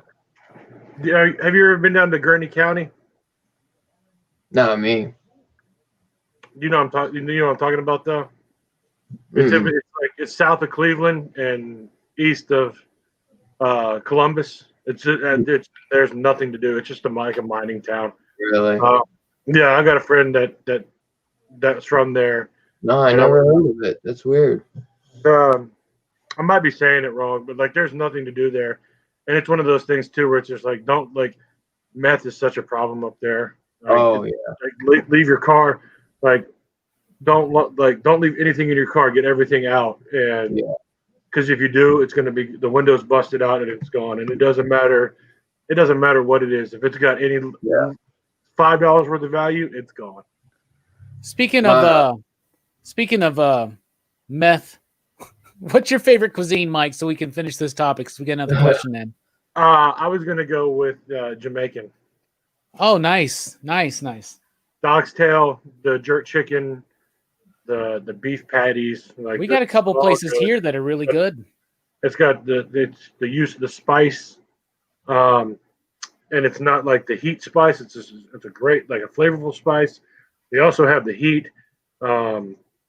They get their red beans and rice, and then if you ever had banana ketchup or plantain ketchup, like it's really good. It's essentially just banana and ketchup kind of mixed together. They also do that. They also do it in Thailand too. I just imagine some dudes in Jamaica just being like, "What are we gonna do with all these bananas? What are we gonna do with all this ketchup?" And then some guys just like, and then that day, banana ketchup was born. It's really good. Like it's one of those things. Like you don't eat like banana ketchup. It sounds weird, and it just sounds weird as hell. But they also use more plantain than they do banana. So it's got a different texture, a lot more sweet potatoes, a lot more onion, all that fun stuff. Everybody's trying to get Dylan moved down to Alabama. Dylan, you moved to Huntsville. I'll give you a job. I'll tell you that much. I know. That's what Strickland told me. If I ever did move down there, bro, trust me. I think you'd be a really good warehouse worker, don't you think, Mike? I'd like to mix them between the warehouse and the floor. Between him and Fats, I think that would be hilarious. Anyway, we do have a question from Tiana. What's your guys' favorite horror movie? If I have to pick one, that's hard. I'll go back and forth between two movies usually. Usually, a lot of times I'll say Dracula 31 because it's probably the one I've watched the most and I can literally quote it. But honestly, the movie that I think is the most magical horror experience for me personally on a very soulful level is Suspiria by Dario Argento. That is my favorite horror movie. What about you, Dylan? It's hard. I would say before I forget, you guys always. I think I don't know if you guys are. I know you're joking, but you guys, if you'd see how I work and talk with people, man, people love me at my job. Like, seriously, I have people that, like, I don't know why, but I'm just so good at talking with people at my gas station. They come in there just for me, for real, sometimes. But I don't need talkers. I need workers. man, come on. I got plenty of talkers, man. I need workers. I know how to talk and bust my ass at the same time. My boss tells me that all the time, that I know how to talk to people while I'm working. So tell me, you up there drinking, getting loose and shit. That was one day during the shutdown, bro. I'm just kidding, bro. I couldn't do my job loaded, man. I would say some things to some people that I probably shouldn't have. That's how I am too, man. People be trying to get me to smoke and shit up there. I'm like, I cannot do that. But man, it's so hard to think of one.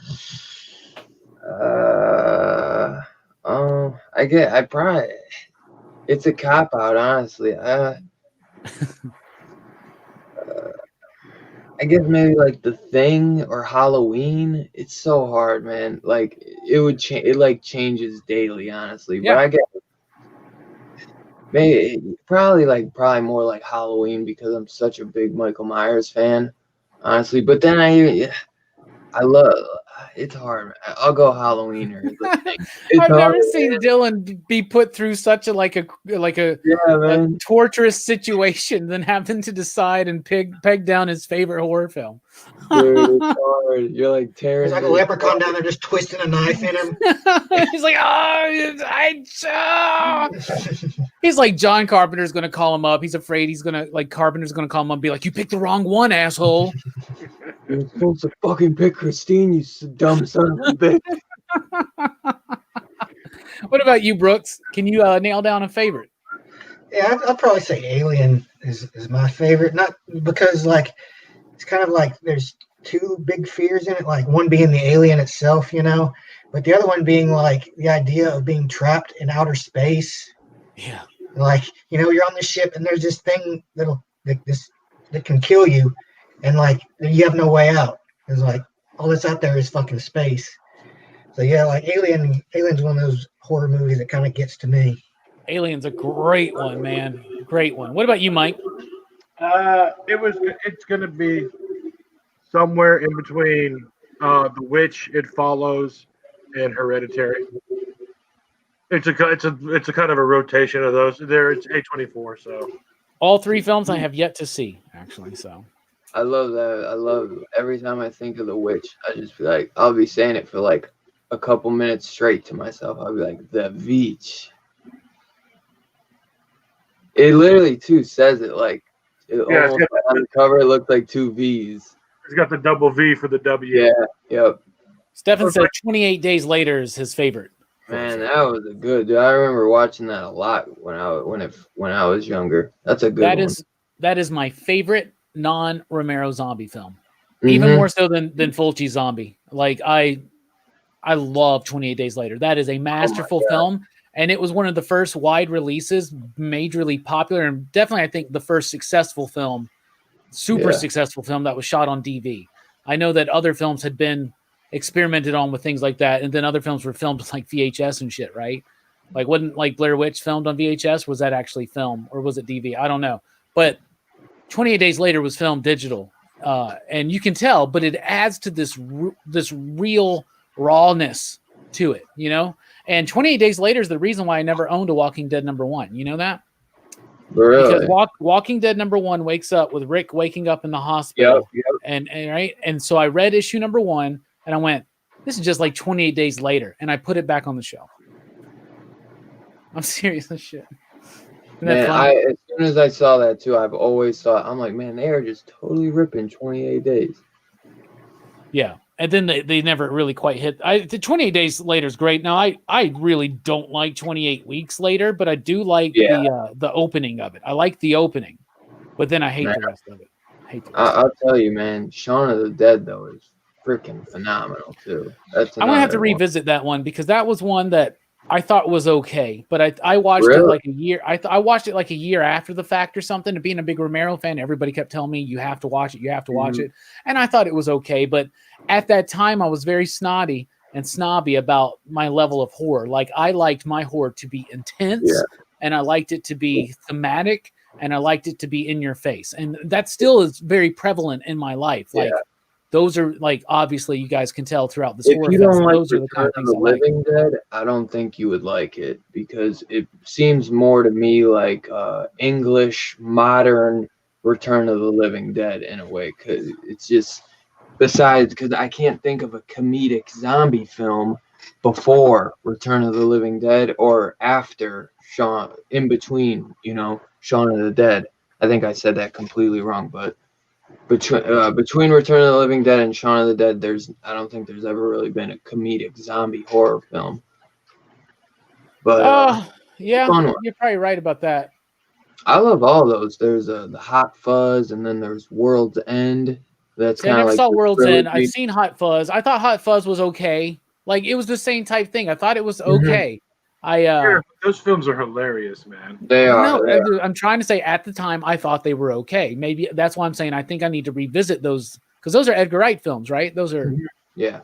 So I think I need to revisit them. I think I'd appreciate them a little bit more.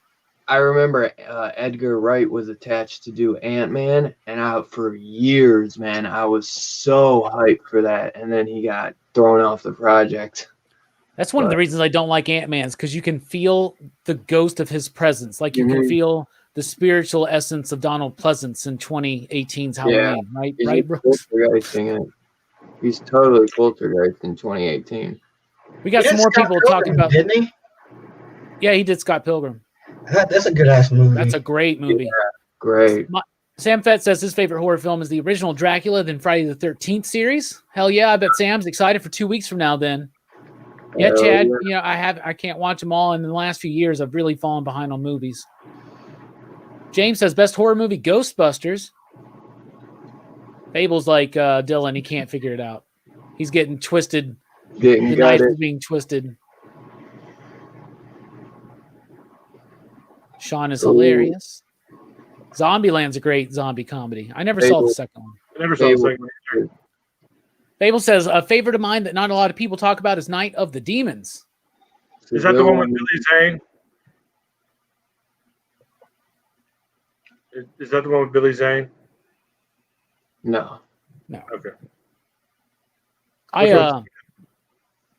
What are you talking about, Mike? That's Tales from the Crypt.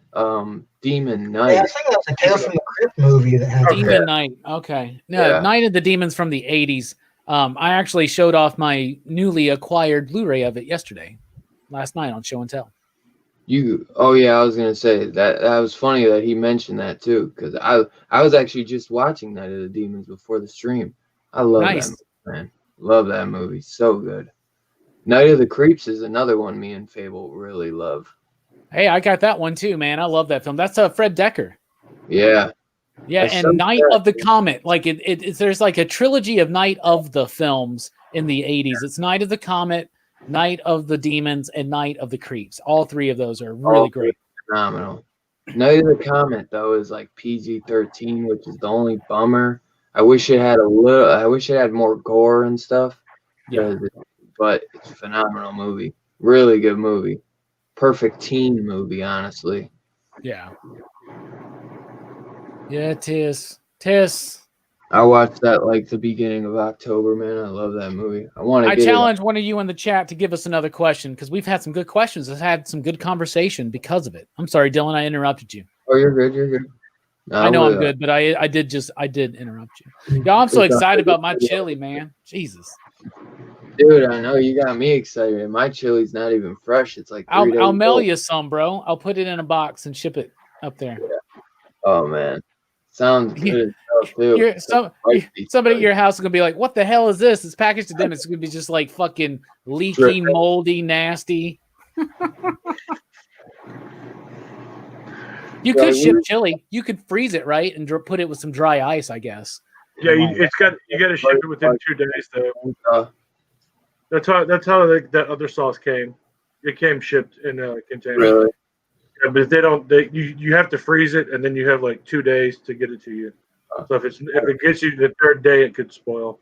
James says, "I was kidding about Ghostbusters. Not considered a horror flick, or is it? I don't consider it necessarily a horror flick. It is a comedy horror. It's got moments of horror in it that are actually scary to a kid, and I can attest because I was a kid when I watched Ghostbusters. So it's got some elements of it. It is mostly a comedy though, but it is a movie appropriate for Horror Fest. I've had this discussion with people before with films like Ghostbuster and Beetlejuice, and I think Beetlejuice is a horror, but it's more of a film than Ghostbusters is. But they're both comedy horrors that it's I think like are wacky horror. It's almost like that wacky children horror. You know what I'm saying? It's almost at the level where like Addams Family, that movie. That's a Horror Fest movie that would work. Yeah. You know, is it all of it? And like there are family films that count for Horror Fest that we don't typically. We're not going to dive into. Like Addams Family may be one to dive into for us because we're just big fans of that film. But like Hocus Pocus is one, Casper is one. Those are great family Halloween movies. I love all those, man. I was really so if anybody watched our zombie movie review, we had Tony on there who never watches horror films. But one of the things he said in there, and Brooks will remember this, he basically said this is a zombie which is filled with some of the most intense and shocking gore and special effects and a lot of nudity as well. Okay.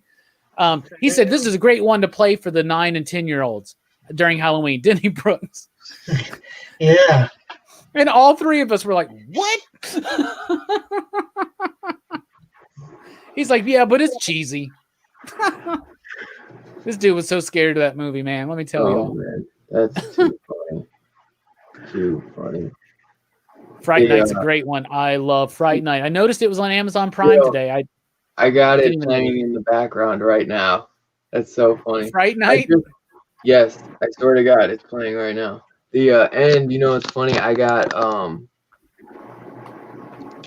don't want to get you in trouble, but I just got on Amazon, it's like a Spanish import, but it's region A, so it will play because you can't get Fright Night 2 any other way. Like it's been like it's probably because they're trying to keep people from getting it because it's not very good. I love that movie, man. I mean, it's okay. I mean, it's good. It's got that nostalgia factor, but bro, it's not the first one. But and the first one's not the first one is just cheese. I love the first one though, but I love them both. I don't know, the second one's decent too. I just wish they could have. I think they could have. I'm a double feature fucking horror, man, and I love both of them, man. Like that. See me. I can throw it. Like if I put the first one in, I'm just happy. I'm gonna be able to put the second one in right after. You know. Well, as Stefan says, the remake's good too. The remake is David Tennant. Really good, bro. Anton Yelchin. Yeah, very surprised. I was so surprised by that movie, yo. Dude, so me too. I thought it was gonna be horrible, but I gave it a shot because I love Anton Yelchin from Alpha Dog and McLovin is Evil Ed. Mm-hmm. Yeah. McLovin, everybody. He's got nothing on Evil Ed, I'll tell you that. No, but he still is funny. I do. I love me some McLovin.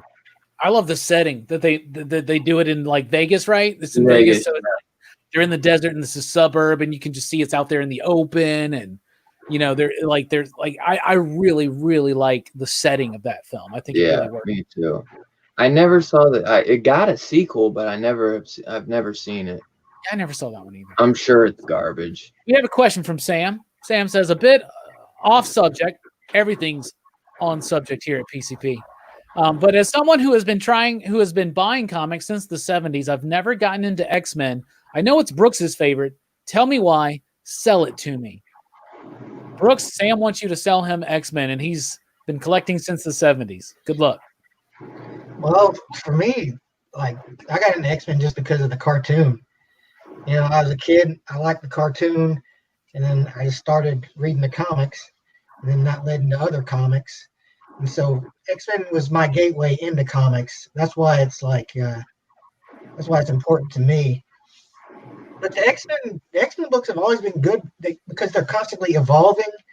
You always have your core X-Men members. Like you always have your Cyclops and your Jean Grey and your Wolverine. But the team's like always expanding and changing, and like new writers are coming in and bringing like new stuff. Like Grant Morrison did some really cool stuff, introduced a lot of cool new characters, you know, like Phantom X and Cassandra Nova. But yeah, like X-Men's a lot like any comic. Like, you know, it has its ups and downs. But, you know, as a fan of the X books, I don't think there's been like a run like lately, that has been incredibly disappointing. There you Especially go. right I now don't think too. there's I don't think there's been a bad X-Men run since the Chuck Austin stuff from the mid 2000s. I would disagree with that, but I don't like the Fraction run. I don't like the Fraction Gillen run very honestly. I really don't. It was fun. I don't like the Austin run. Nobody does. I like bits and pieces of the Carey and Brubaker run, but this is what I love. I love the Claremont stuff, obviously, and then I love the Morrison stuff. My favorite X-Men story is New X-Men by Grant Morrison. It is going to be the first episode of Comics Revisited Season 3 with me and Brooks. What? I'm excited, yeah. So, Sam, if you want to jump into X-Men, I'm just saying, my favorite's the Grant Morrison one. I think it's very accessible to read. But the new run is really, really good. What'd you say, Brooks? So I don't know about that. I think it is because it starts at... Somebody starting out on New X-Men. Why not, man? Why not? What else are they going to do? They're going to have to read 12 years of Claremont stories and then read through all the 90s shit? No, you have to read the Stanley Kirby stuff first. Oh, see, I don't think you need to. That's one of those. This is one of the rare instances where I don't think it benefits starting with the Lee and Kirby. Yeah, the Lee Kirby stuff is really kind of unnecessary. Well, You know why? I say that, but I think it's the X-Men was more Stan's baby than it was Jack's. Yeah. And I think that's one of the reasons why it's one of the weaker out of Yeah, those early days. As far as Lee Kirby stuff, X-Men is one of the weaker Yeah. books that they did together, I think. It ain't Fantastic Four, No. you know? Fantastic Four, you could tell, was like both of their baby. Yeah. They put a lot of themselves into that book. I was going to say, I got started. That's phenomenal. Mike is also a big X-Men fan, so I'm going to give him the opportunity to sell you, Sam. I got started in fifth grade. It was a little bit before the first appearance of Gambit, and the 252 actually was the first issue. There was something about I have been reading Superman and Green Lantern, and your DC, your Archie, and there was nothing. It was different. Like it was exciting. Like you got this dude with metal skin. You got Nightcrawler, Wolverine, Kitty Pryde. Like it was all these different new characters to me, and then it's just like, oh wow, they had this great lore and backstory. I agree with you, Stefan, that Mike Carey's run is underrated. That was another good one. That's around the Brubaker run, also. But yeah, those stories were just phenomenal to me. They were fun. There was always something different. There's so much lore and history behind it, and you don't really have to. You can pick up on any issue and go. Right now, with X of Swords going on, or Ten of Swords, it might be a little confusing. But before this, it was just like you could pick up any X book and just keep reading, and like they would catch you up eventually. And they were always it was the number one book in the 80s. It was always a Teen Titans Uncanny X-Men battle in the 80s. So finding back issues is never a problem. I know they don't collect a lot of them. And then that 90s stuff that's just so much fun. That's when I was collecting and really getting going into comics. So, I mean, it just depends on your style and preference. Wait about 8 issues, and then if you don't like the story, wait 8 issues. Like you'll get another one, which is like 6 months sometimes. But they used to do bi-weekly in the late 80s, early 90s, which was really great for X-Men fans because it's 2 books a month. So, but yeah, so picking those up is always pretty easy. So. Heck yeah. I remember they did the Rosenberg run before the Hickman run, and that was every week for a little bit. And that was fun because I actually did kind of enjoy the Rosenberg run. It had its ups and downs for sure, but I actually am kind of like new on the X-Men. Like I've always liked X-Men growing up, but I didn't get to read a lot of their books growing up, so I've kind of been a lot newer on some of their stuff. So I've only read like the last 5 years worth of X-Men stuff, honestly. Yeah, the X books come with a lot of baggage.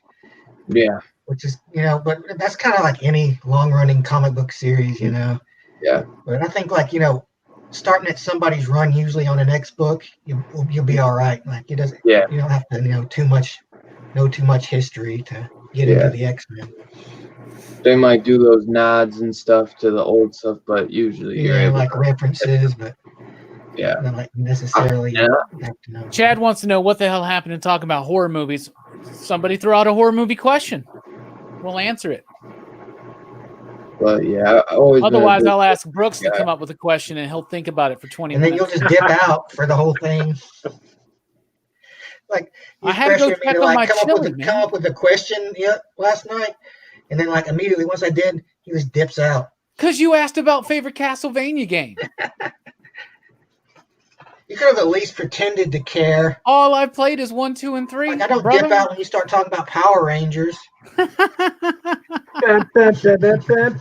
had to pee. It felt like a good moment. What era is it when Beast had regular feet? That's the 60s. He got the fur in what, late 70s, mid 70s, something like that? Yeah, because like he started out with, like, that was his only thing. He had huge hands and feet. That's how Kirby drew him, just like as kind of a gorilla man, sort of. Yeah. We ain't got no horror movie questions coming in. I know. Let's see. One of us should come up with one. X-Men then. Shit. Hey, I was going to say, Stefan, that Road Trip X-Force you were talking about, is that the one where they had separated from Cable? That's the Counter X stuff in it, the road trip and stuff. Is that the Warren Ellis stuff, or is that the stuff before? Because there was a point where they went on the road. They left Cable. They went their separate ways, and Danny was leading the team. It's either right post Onslaught or the Counter X stuff, right? I don't. X-Force, the X-Force for Counter X was when Pete Wisdom was running the team. Yeah, you're right. So I think the road trip is when they left Cable. Or when Cable left the team and they went off on their own. And Danny was in charge. It became like it had that great New Mutants feel again.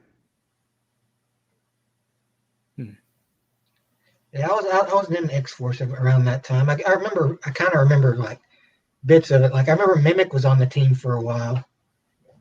And but before I started working at when I got back Caliban. I got back into comics in like 1999. I left in like 92, 93. Got back in 99. And I remember the shop that I work at now, they loved me back then because I was just like, okay, I'm buying like every X, like I'm clearing you out of X-Force today. I'm clearing you out of New Mutants. I'm clearing you out of X Factor. Like I'm getting caught up on everything. It's what led to Counter X. That's what it is. Here we go. Here's a good question from Chad, horror related. Cronenberg is great stuff. Thoughts? My thoughts on Cronenberg are this. He is such a masterful director at body horror. That's like his number one thing that he does. He does it incredibly well. He always has something to say. He always wants to take it a little bit further. He wants to give you that emotional and physical reaction from his films. The Fly is probably one of my favorites. I'm a big fan of The Brood as well. Scanners. Just got Shivers in because it was recently released on Blu-ray, and my boy Dylan showed it up to me. Bro, you got your Fly collection. That's dope. And only $20, dude. Nice. So I haven't seen Shivers, but I love Scanners, love The Brood. The Fly is dope. And Videodrome. Videodrome is one of the absolute best movies with James Wood in it, and I absolutely love it. I love his commitment. I love what he does. Cronenberg, to me, is one of the best. What about you, Dylan? Yeah. Dude, I picked this up. I've seen bits and pieces of the original Fly. So me buying this box set, other than it just being an awesome box set, is really for, the Cronenberg Fly.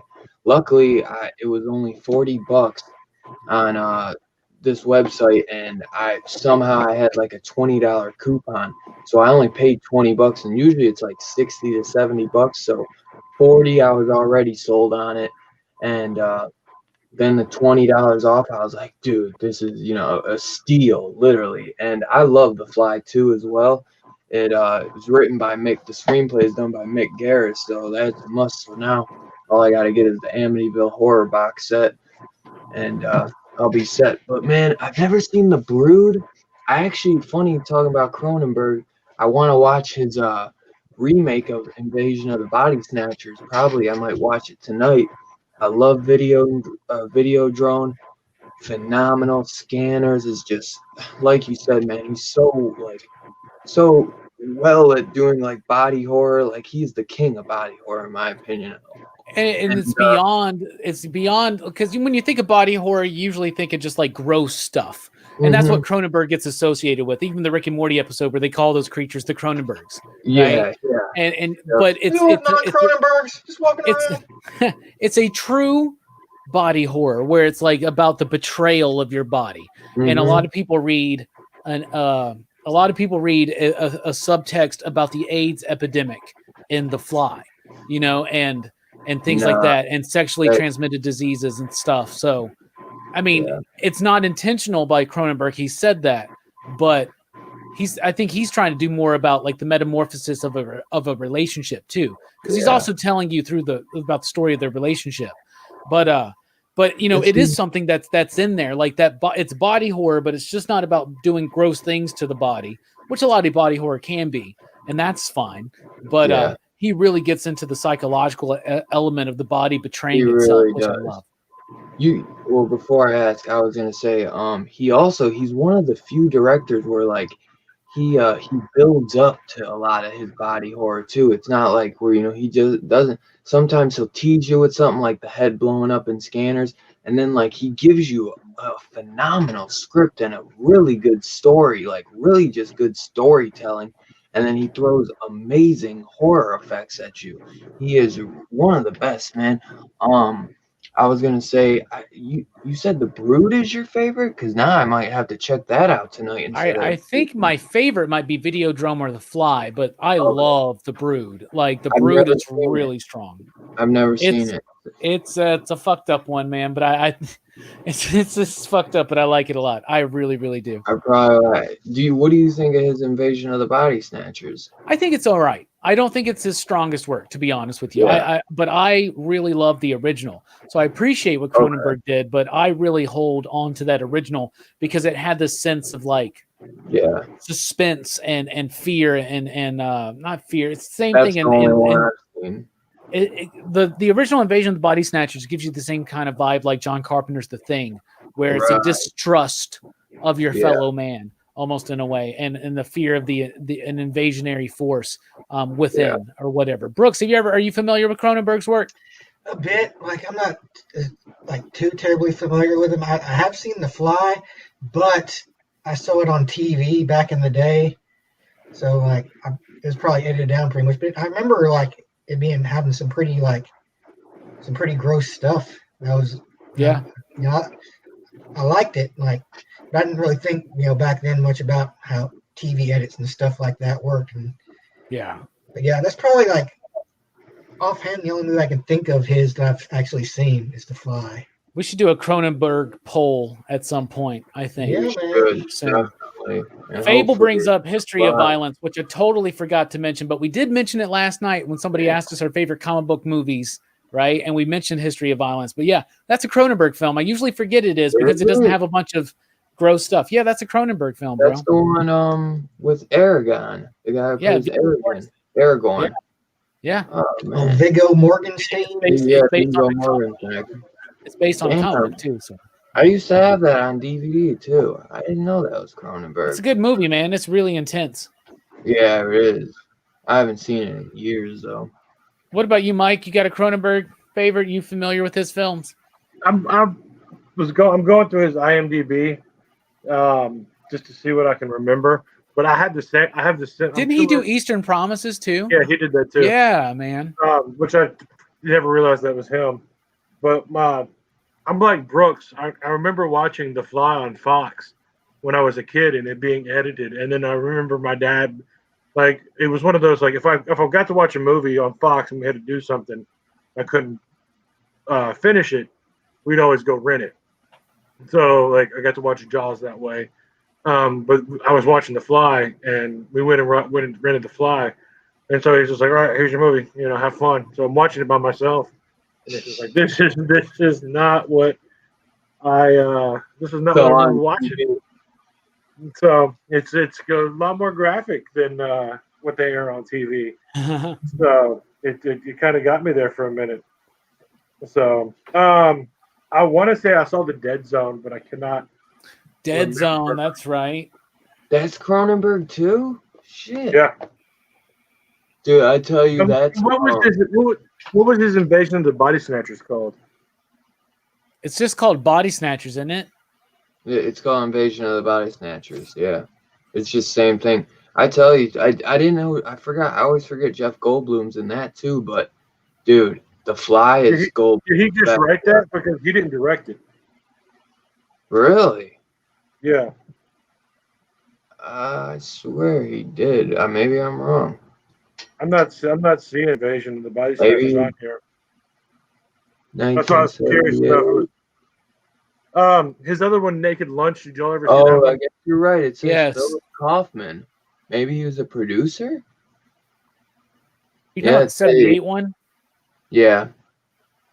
That's the one I thought you were talking about. I didn't know when you mentioned it was Cronenberg, I thought I didn't know who the director was, and I didn't know that it was.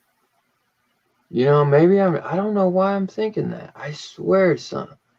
I thought you were talking about the one just called Body Snatchers, but yeah, that's not Cronenberg. Maybe at all. that's why. Maybe that's why. But that's not Cronenberg at all. I I don't know. I don't know. Regardless. Do you remember the Crash? Because he has a film called Crash, and then the Soderbergh film that came out a few years later was also called Crash. That wasn't Soderbergh, was it? A lot of people confused it. That wasn't Soderbergh, was it? I thought it was Soderbergh. 2004 Crash that won Best Oscar, right? Yeah. That's Paul Haggis, I think.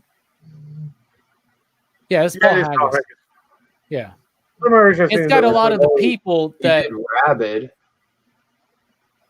It's got a lot of the people that are in a Soderbergh film. So, but yeah, that's Paul Haggis. I thought that's the. He also acted in the Nightbreed. He was the serial killer. See, like that was the thing too. Like I get confused on Cronenberg and Corman. I got confused there for a while because I was just like, oh yeah, like I hadn't seen. That's when I wasn't following directors. We got David fucking Hatch here, everybody. Just a moment, David fucking Hatch. What's up, young man? David Hatch. Station. That's our first station of the night. We got it in the chat, but we never did it tonight. I was stationing left and right last night in the Hero and the Kid Best Comics of the Month stream with everybody. We had another question up here. It's really good. It's going to take us a moment to think about this. Man, you and the station thing, I think it's kind of funny because there's going to be one day where it's nothing but you doing station every second. So it's like 10 minutes straight of you just going station. What the most creative horror kill is a question from James and Fable. Station. And David Hatch. Station. Most creative horror kill. We got to think about that one for a second. Dylan, you got something off the top of your head? Top of my head, I'd say maybe like the Jason X kill. There's one in Terrifier that just always kills me where he saws the chick. She's hanging upside down, tied up, and he literally saws her in half. And they show it like really grotesquely. But the Jason X one is the one that always sticks out to me. The freezing. Freezing thing, yeah, that's the one that always sticks out to me too, man. That's always the first thing I think of when people ask me my favorite horror kill. Yeah, and I know there are other ones. Like there's I don't know what Jason movie it is, but it's one of them where he kills the guy with the bed and he like folds it up or some shit. Freddy versus Jason. Oh, is it Freddy versus Jason? Okay, it's damn, like I thought that. Beginning. Yeah, okay. So got me too. I'm like, dang, that was like, Yeah. One that I've been watching the Friday the 13th film, so they're on my mind. But one that I always kind of is in part 3, maybe 4. I don't know. The dude that's like doing the handstand, and Jason just cuts him down his like fucking his scrotum and shit, man. Yeah. That's a good one. But most creative, I think, is Jason X for me. I really like that one. I'm trying to see if there's talking about scrotum kills in Hatchet. I think it's Hatchet 2. This when Crowley takes a chainsaw and there's 2 dudes and he takes it and rips it through 2 dudes. It starts off at the crowd and literally cuts up all the way through them. It's fucking gnarly, man. And he like almost every kill in Hatchet is crazy. That's another one. Hatchet. I think it's Hatchet. The first Hatchet. Crowley chases a girl down, grabs her by the head, and like opens her mouth up like from both sides, grabs like literally just rips the jaw off, like literally like opens the mouth up like and just puts a hole in her head. It's crazy. Yeah, I remember that. Oh my god, I love the Hatchet films. That'd be a fun series to review one day. Yeah, maybe. I know Brooks, and I mean Strickland just watched the first one, and he was like, "What the fuck was this movie?" I don't think he liked it very much. I was like, Really? It's for a certain type of horror fan, but I think it's good for what it's trying to be. Brooks, do you got a favorite? Do you got a pick for most creative kill in a horror film? I like the how they killed Chucky in Child's Play 2. Like, I can't remember exactly what it was, but they pumped him up with some kind of stuff until he like basically exploded. Oh yeah. And was it Phantasm 3 where the tall man ended up injecting acid into himself and 2 and killed. 2. It was 2. Yes, Yeah, I 2. figured it was 2 or 3. But yeah, that one was pretty cool too. Yeah, I like that one. That looks a gnarly effect, man. Yeah. What about you, Mike? I'm trying to go through here and find some. Like I can't remember. Like I was trying to remember the kills from Silent Night, Deadly Night. I'm trying to remember the kills in Event Horizon, but then and it's just like the thing. I like when he sticks his head in when he's doing the CPR. Oh yeah. Like, That's you a get good the one. arms cut off. Like, that was creative. Johnny Depp and Getting swallowed by Nightmare. the bed. Nightmare. Bed and all the cow blood coming up. But I guess if I had to go with anything that was like my favorite, is the first chest bursting alien. Oh yeah, that's a good one. That's a good one. Sam, the one when Freddy is that Dream Warriors where he does the puppet thing and he pulls the guy's like fucking veins and tendons and shit out. Isn't that Dream Warriors? And he does that. That's a good one. Dream Warriors is filled with great kills, including the "Welcome to Prime Time, bitch." Prime time, bitch. So those were all fun. Yeah, like you finally made it to the big time. Welcome to prime time, bitch. Oh man, it's so good. Has anyone mentioned the Hellraiser films? Well, speaking of Hellraiser, next year, one of the franchise series reviews that we're doing for Horrorfest is Hellraiser. I'm so glad I picked up that 6-film set. Thank you for telling me about that. That cemented it. As soon as I found it, like I was like, hell yeah. So you found it at a Walmart? No, I ordered it on Amazon. Same price. I think you told me you paid like $12 for it. Same price. So I had to get it. Now I just want to get the Arrow release for 1 and 2. The thing is, did you look on the back? It said they're all widescreen except Hell on Earth. So I'm like, if I go put on Hell on Earth and it's like cut down the middle, and you can't get Hell on Earth like an Arrow video because it's only in that like Scarlet box set or whatever. I'm gonna be so mad because I actually do enjoy Hell on Earth, so I'm gonna have to see. I did not notice that one was allegedly full frame. That sucks. Look on the bottom and it says they're all widescreen except Hell on Earth. I was so mad because I have to look that up. If anything, I'll find it another way. But when I do the revisit, but hopefully next year they'll have a good release for it. I would love a Scream Factory box set. Yeah, that would be great. But it would be hard because there are different companies involved yet again, and I still haven't seen the new ones with the new Pinhead. The last one I seen was Hellworld. So, but we're gonna watch them next year. If you're if you're still horror festing with us, Dylan, we're doing that next year. But I personally love the franchise. I think they're great. I think overall I like most of the movies. I like 1. I think 2 was okay. 3 has got Oh. a tinge of nostalgia for me. Really? But I think it's kind of dumb, but 3's okay. 4 is interesting. 4 is interesting. I love 5, 6, and 7. And then 8's okay. Do you own the first two? You own the first two, I'm sure, right? Yeah, I have them on Blu-ray, but they're not like elaborate or nothing. They're like the bare-boned Blu-ray one with just the movie. Arrow they're like $27.99, but they have a phenomenal release, and they come with like the Leviathan documentary with them. They come with part 1 with Hellraiser, which talks about the first one, and then part 2 on Hellraiser 2, which they talk about the second one. And I'm sure they're trying to work on a 3, so.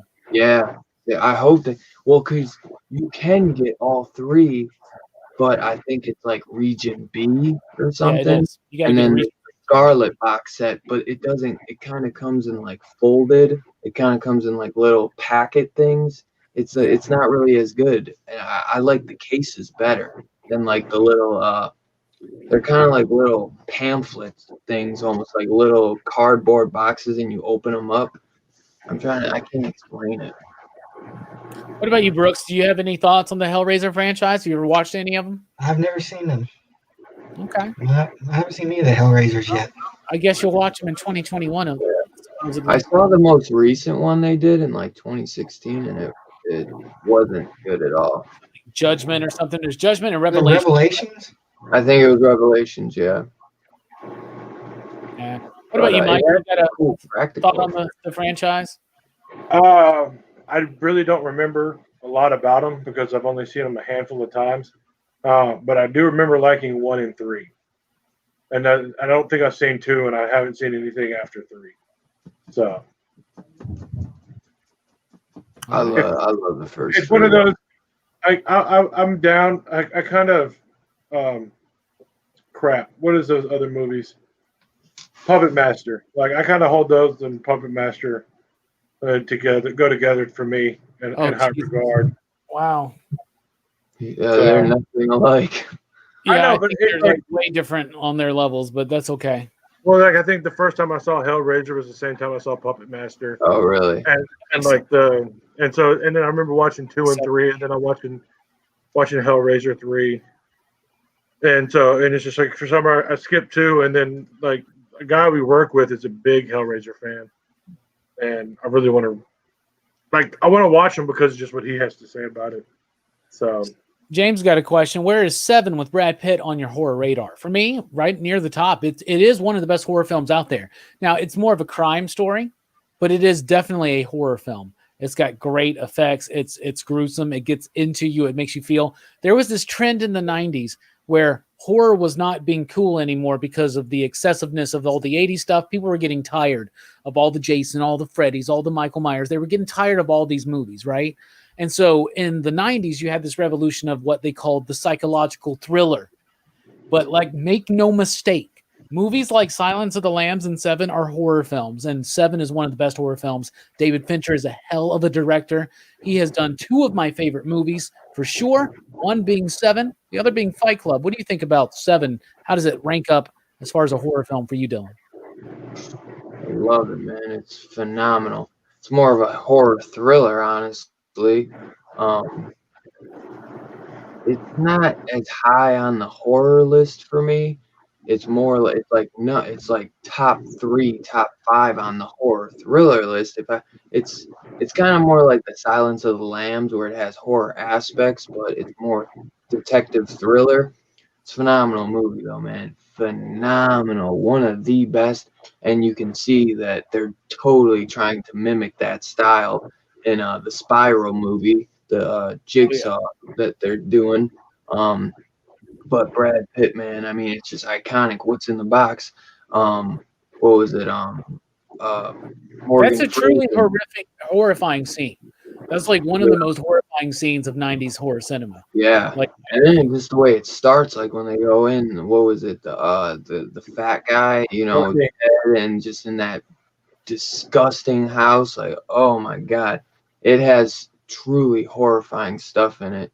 But I guess just me being a huge horror fan, it's not straight horror, but it is. I think it's straight. It's just there was this thing that happened in the 90s where they were trying to get into the mind of serial killers and shit like that. That's what was going on. I think it still counts as a horror. I know there are many. You can call it a thriller, you can call it psychological, you can call it a crime drama, you can do all this different kind of stuff, but it's doing the exact same thing that a horror movie does with the music and the atmosphere as well. And that's why I love film so much. Is above all the rest of the genres in film, in horror, you really got to nail every single one. You got to have drama, you got to have great special effects, you got to have comedy, you got to have impeccable timing, you got to have atmosphere, you got to have mood, you got to have music, you got to have tone. A horror film has to do a lot to be successful in my eyes, and that's why I love things like Horrorfest. Brooks, what do you think of Seven? I like Seven. I never really thought of it as a horror movie. I always thought of more of a crime fiction movie because it's from the perspective of the police chasing the killer and not so much on the victims or the killer himself. You know, because Seven, like Kevin Spacey's the killer, right? Yeah. Spoilers. Yeah. Yeah, it's kind of. But yeah, like he doesn't factor as much into it until like they catch him or he like lets them catch him. So most of it's like the two detectives. What do they call him? And they call together his trail and track him down. Yeah, so it's got that crime drama trapping. What I'm trying to say is that horror movies can adapt other methods of film and still bring in, right? So like John Doe is what I think they call Kevin Spacey in the film, right? You never really know his name. What's the difference between him and Michael Myers? The fact that he talks and he's telling them what he wants to do. But like you never see him kill. You see the aftermath. That's true, but it doesn't. You don't have to see people kill for a horror film. There are plenty of horror films that are very effective where you never see somebody kill somebody. Kill off screen. Kill off screen, or just even horror films. Maybe that's not like. Look at Misery. That's not a movie with like a bunch of murder in it or anything like that. I mean, it's got some twisted shit in it. Would you agree that Seven's got some twisted shit in it? Like, I don't know. I think it's a horror film. I think it stands because it fits in the 90s era of horror, which was mostly like that psychological thriller thing. Silence of the Lambs to me is a horror film. Hannibal Lecter is a horror icon. There's a reason why people that like Freddy and Jason and Michael also like Hannibal, So it was a different way to go about it, though. What's that, Dylan? Love Hannibal. Yeah, Hannibal's good. What about you, Mike? What do you think of Seven? I know you're a Fincher fan. I know you're a Fight Club fan in particular. Well, I think I always considered it that's still false. Suspenseful crime thriller. Like I've never looked at it as a horror, but it is very graphic. Even like the first scene with Gluttony, and then Vanity. She's pinned up with her skin stripped off, and it's just like you kind of think of it as like, yeah, it's a horror movie being facaded as a crime thriller. And it's just I don't think we're following the cops and Brad Pitt, and we're not following the killer. But we're all in shock and awe when John Doe shows up to the police station covered in blood, and you're just like, why is he covered in blood? Like what? Like, and then it's like, hey, he's done this, like the fingerprints and all that. So, and it's a detective horror movie. Really, is what it is. So, I mean, it gets into some same territory that horror does. This disembodied voice, was that Donald Pleasance? Was that Glenn Strange? I'm still trying to find Glenn Strange in the Mummy film. He's in one of those films, but whatever. Oh, that was a nice discussion. Some nice like horror talk right there. Chat should be pleased with that, I think. People were talking about subspecies in the film, like in the chat. Subspecies is one I could just never quite get into. I liked it when I was a kid, but when I tried to revisit it not too long ago, a lot of that full moon stuff doesn't hold up so much for me. But I do like full moon is Tourist Trap. Which one? Tourist Trap. Oh. That's my favorite full moon, probably. I'm not that crazy about a lot of that stuff either. I do. It's for fun. I can watch it sometimes, but I gotta be in the mood for it because a lot of it, that's like straight cheese. You know what I mean? Stefan says Fallen with Denzel Washington, kind of similar thriller with horror elements. That was what kind of defined the horror movies of the 90s. I mean, you had your things in there like the Scream franchise. You had those kind of things there. Then there was that slasher fad that came after Scream. I Know What You Did Last Summer, Urban Legend, things like this, right? But horror kind of like horror in the 90s is not usually known as being like that's the best decade for horror. Now there are great films that came out. Event Horizon, that's a horror film, but it presents itself a little bit differently. It presents itself as a sci-fi mystery, right? But it's a horror film, and that's known because our most popular podcast, one of our most popular videos here on YouTube, is our 80s horror podcast, and then 70s horror is right underneath it in popularity, and then 90s horror just kind of trails along, you know. And I realize that they're released separately, and so 80s and 70s they've had more time out there, but like judged based on just how many people watch them as they go. Like people love the 80s, they love the 70s, but 90s horror is usually not something people kind of think of. So what would Toxic Crusader be? Would that be considered horror? Toxic Avenger. Toxic Avenger, yeah. Yeah, it's a horror. It's trauma horror. So it is horror because it even deals in body horror, right? Because this dude gets mutated and turned into this deformed creature, right? But it's also got a lot of goofy elements of the, just that trauma cheese, and it's got a little bit of a superhero flair to it. It's subversive, but I count it as a horror film as well. Those were some of the. I don't know if you remember Up All Night on USA with Rhonda Shear and Gilbert Godfrey. Watch that all the time. Up All Night. I love those series, and it's the same thing with Fox. Like you watch those, and it's like cool. Like I really want to just let's rent this movie, and you rent Toxic Avenger, and you're just like, I don't remember any of this in the movie. Yeah, it's a pretty raunchy film at times, man, but I like it. I think it stands. I actually like the Toxic Crusaders cartoon and toy line better. Because when I was a kid, that's what I got to get into. I didn't get to watch Toxic Crusader till I was a teenager. Do you like the trauma stuff, Dylan? You like Toxic Avenger? Nah, not really.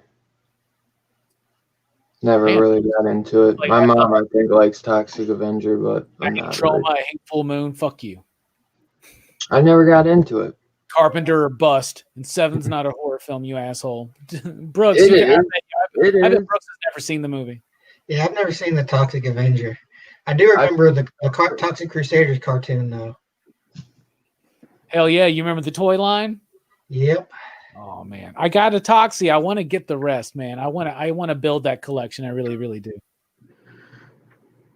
Yeah, you might have to make room. You might have to push some of your Power Rangers off of that shelf. What if I just sold all my Power Ranger stuff just overnight? Wouldn't that be crazy? Yeah, you've said that once before. Yeah, but wouldn't that all be your wild? Zords, everything? Everything I have. I'd have a lot of work to do. I know that much. I'd have a lot of room. You'd have a stack of money too, probably. Yeah. Strickland would be very upset. I don't know, man. Just one day it's going to run its course, right? All things do. I haven't even watched an episode of Sentai or Power Rangers in like over a year at this point. But I keep buying toys. But you're buying the stuff that you watched. You're not buying like the new stuff. I mean, you kind of are with Dino Thunder and.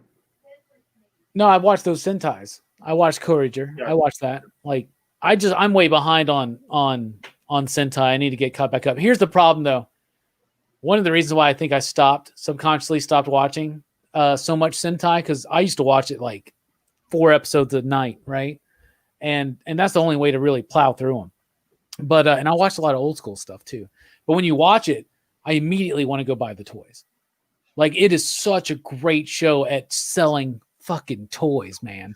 Like, you watch an episode and you're like, I could get that. I could just I'll buy the Japanese import and it'll be cool, right? And you spend like $100 and something, get the Japanese import. You're like, that's dope. Then you get to like episode 6 and they introduce a new Zord that matches up with it. And you're like, I can get that.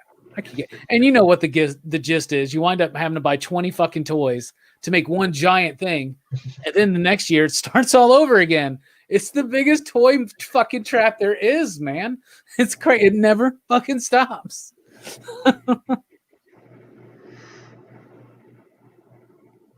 What was that Power Ranger swordfish we needed? It's the shark blade. That's the only thing I need from Samurai. Hasbro's got some 2-packs coming out soon. I know, man. I'm getting them. You know that. Yeah, I got them ordered. So I was drawing an image of Michael Myers while we were doing our discussion. And I think he looks rather too cool for Michael Myers. I don't know what was going on here, but I just want to show everybody right there. It's Tapeworm, boys. Before he became Tapeworm. His hair's too nicely groomed there. Yeah, I couldn't quite figure that out. My biggest thing was just the idea of the eyes had to be blacked, right? So yeah. I don't know. Just wanted to show that to everyone. That's my first ever attempt at drawing Michael Myers, actually. So there was a question I saw in the chat that said, "What about found footage horror movies? What do we think about those?" Yeah, we were going to get to that next. So, Mike, why don't you start us off?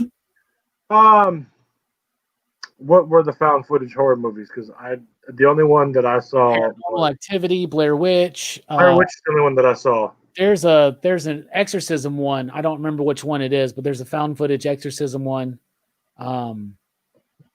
Cloverfield's kind of like found footage horror in a way because it's giant monster kaiju horror. I did see that one. I was never. I like the found footage, but it's okay. It's not my favorite. I think it's definitely out of. It's no longer the popular trend. It's out of fashion now. The gimmick. VHS was one of them, right? And REC, like record, something like that. Yeah. Like I saw Blair Witch in the theater and like that thing was sold out. Like, yeah, that was the craziest theater experience I ever had. Yeah, the way that people that were kids in the 70s, they're teenagers in the 70s, talk about Star Wars. I guess that for me, that's going to be fucking Blair Witch, which I actually like Blair Witch, but like that was a monumental theater experience for me being a teenager, going to go see this horror film that was literally sold out. People were like throwing paper and popcorn and like being loud, and they had to come and tell everybody to shush and all that kind of shit. Like it was the most wild and rambunctious time at the theater I ever had. Like I think we saw it at Madison Square 12. Like that was the only screening that we could get in for it. So, and I remember I enjoyed the film, and it's always it had some good comedy elements into it, but then Cloverfield was the other one that I watched that was found footage, but I haven't watched any of the other ones. It was just never. It's kind of just like once you like, oh, the Blair Witch is kind of like the first found footage, and then you're like, oh, it's all fake. They're just using camcorders. There's nothing real about this. And so like anything found footage after that was just as a gimmick to me. I think that Blair Witch is a monumental film for what it was. I would like to watch it again. I haven't watched it probably like 10 years. I'd like to watch it again because my enjoyment of it kind of goes up and down at times, right? Because sometimes it can be a boring film if you're not in the mood for it, right? Right. But I actually liked Blair Witch Project. Like when we first saw it, like everybody, it's the only theater experience I ever had when everybody left. Like it started and everybody was hooting and hollering, and when the movie was over, there's no music in the film, right? Yeah. So it ends, and then the lights come on, and everybody just gets up and walks out like in almost silence, near silence, right? So I like that one. I think that Paranormal Activity, the first one, that's the only one I've seen. I think it's kind of effective because it puts you in the idea of like, that could be me, me and my new wife in our new home. And I got the security things. And I think it's quite effective a little bit. Yeah, but you don't believe in ghosts, so it shouldn't affect you at all. I don't believe in fucking vampires either, but like, I like vampire films. Yeah, but I mean, it's found footage of like, if you don't believe in ghosts, it's like this ghost is haunting. No, you don't. No, it's not. It's not a technique. Like it's not the idea of found footage. We can't mistake the found footage film with the initial project of Blair Witch, right? Because they're not intended for you to think that this is real. They're intended to make it feel more real. And yeah, but it takes me out. I'm already out. Like I'm already out of the realism. What I'm saying, that's you. But what I'm saying is that right as the age, and Blair Witch was ahead of its time in this manner, because remember, Paranormal Activity was way later, like 07 or 08 or something. And Delaney's afraid of these movies. He hates them. Yeah, but here's the thing. At this time, what was about to start happening was that everybody was about to have a camera and a massive, like a nice computer in the palm of their hands. And they were going to be able to record their lives. Before that, not everybody had a... Brooks, you remember what it was like when we would get a video camera, like a camcorder, like we would just like play with it because like this was new. Now it's like every day. Everybody, this is what we get our news on now. You know what I'm saying? Like news footage is filmed on cell phones for the most part, a lot of the times, because they're showing cell phone footage of things that are like piped in. So it kind of led to like, that was the effectiveness of something like Paranormal Activity, is that it was right at the beginning of that. So it was incredibly effective at making it feel real. Now it obviously feels a bit more staged because we're a little bit more used to it, I think. But I'm not necessarily a super big fan of found footage, but I'm not against it. I think Cloverfield's good. I think the first Paranormal Activity is fine, and I do respect Blair Witch. Brooks, you got any opinions on it? I've never really had an opinion on found footage. Where I never watched the Blair Witch. I never watched that movie.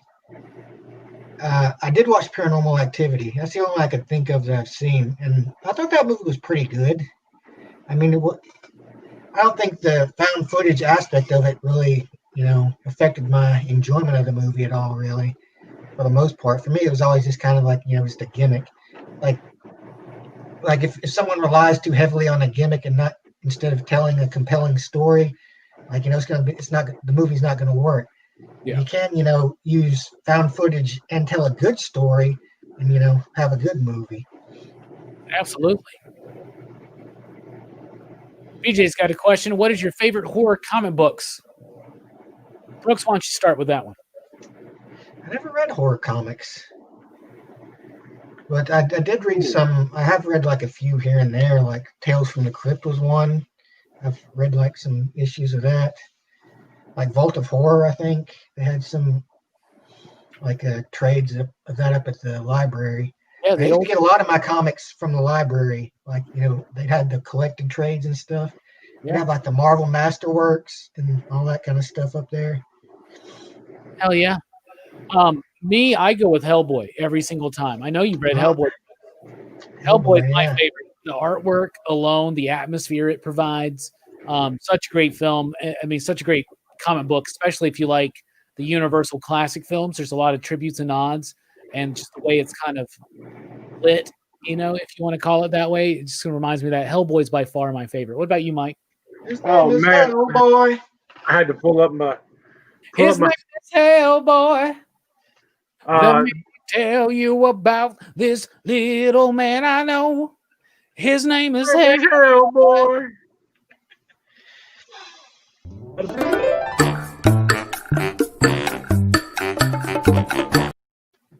His name is Hellboy. Station, everybody out in the chat. Let's see if we can get 14 stations in a row. I had to pull up my Steve Niles list. I like the October Faction, the 30 Days a Night. There's a lot of Spawn on this. That's really good. What else is there? Let's see. Batman County Line. I don't know if anybody ever read that. It was okay. Freaks of the Heartland was really cool if y'all have never read that. There's a super graphic. It's called just Bigfoot. I don't know if it's still in print or not, but it's like these people, like it's just like people encountering Bigfoot in the woods, and he tears them apart, and it's just over the top and grotesque. There's a bunch of other just stupid stuff like that. Then let's see, what else do we have here? I never read Criminal Macabre. I really wanted to.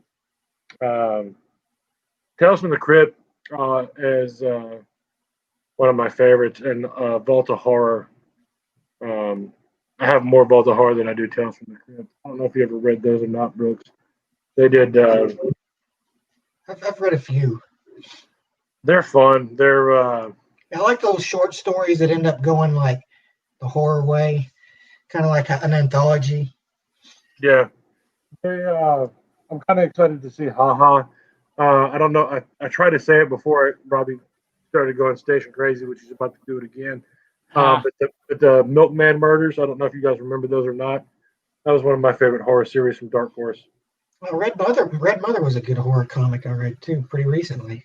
Come on, PCP Army. We can get better at that. You got 6 so far. We can get more stations than that. Modern horror in comics, Gideon Falls, Red Mother, like Brooks said, fantastic stuff. Ice Cream Man's good, even though it's not always technically straight horror, but it's still good.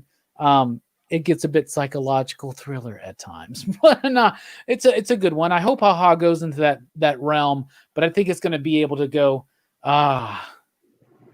We mess it. So we only got how many? We get 6. Damn, no. Not even halfway, bro. Oh, Yeah. Swamp Thing horror comic books, man. Yeah, 100%. No, I don't remember. I remember Milkman Murders, but I never read it. I think it's so good. BJ Swamp Thing is totally a horror comic. In fact, I have a video here on the channel. You can Hellraiser. You can search it up. Pop Culture Philosophers top 5 horror comics, but Hellboy was my number 1. But Saga of the Swamp Thing by Alan Moore was on that because it's really, really freaking good. I'm gonna say Hellblazer is probably my favorite of all the horror comics. So I didn't even think about that. It's just the Vertigo stuff was so much different than what it is today. All right, y'all. Get ready. Station.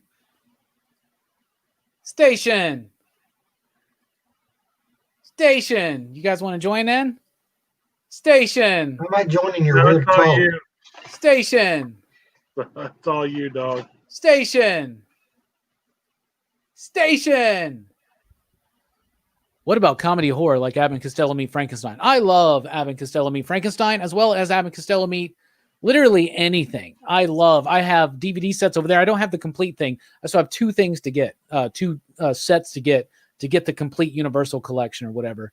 Or was it? Yeah, it was Universal. But Abbott and Costello Meet Frankenstein, obviously my favorite. The Mummy, The Invisible Man. I love it when they meet. Is it when they meet the monster? Is that what they call it?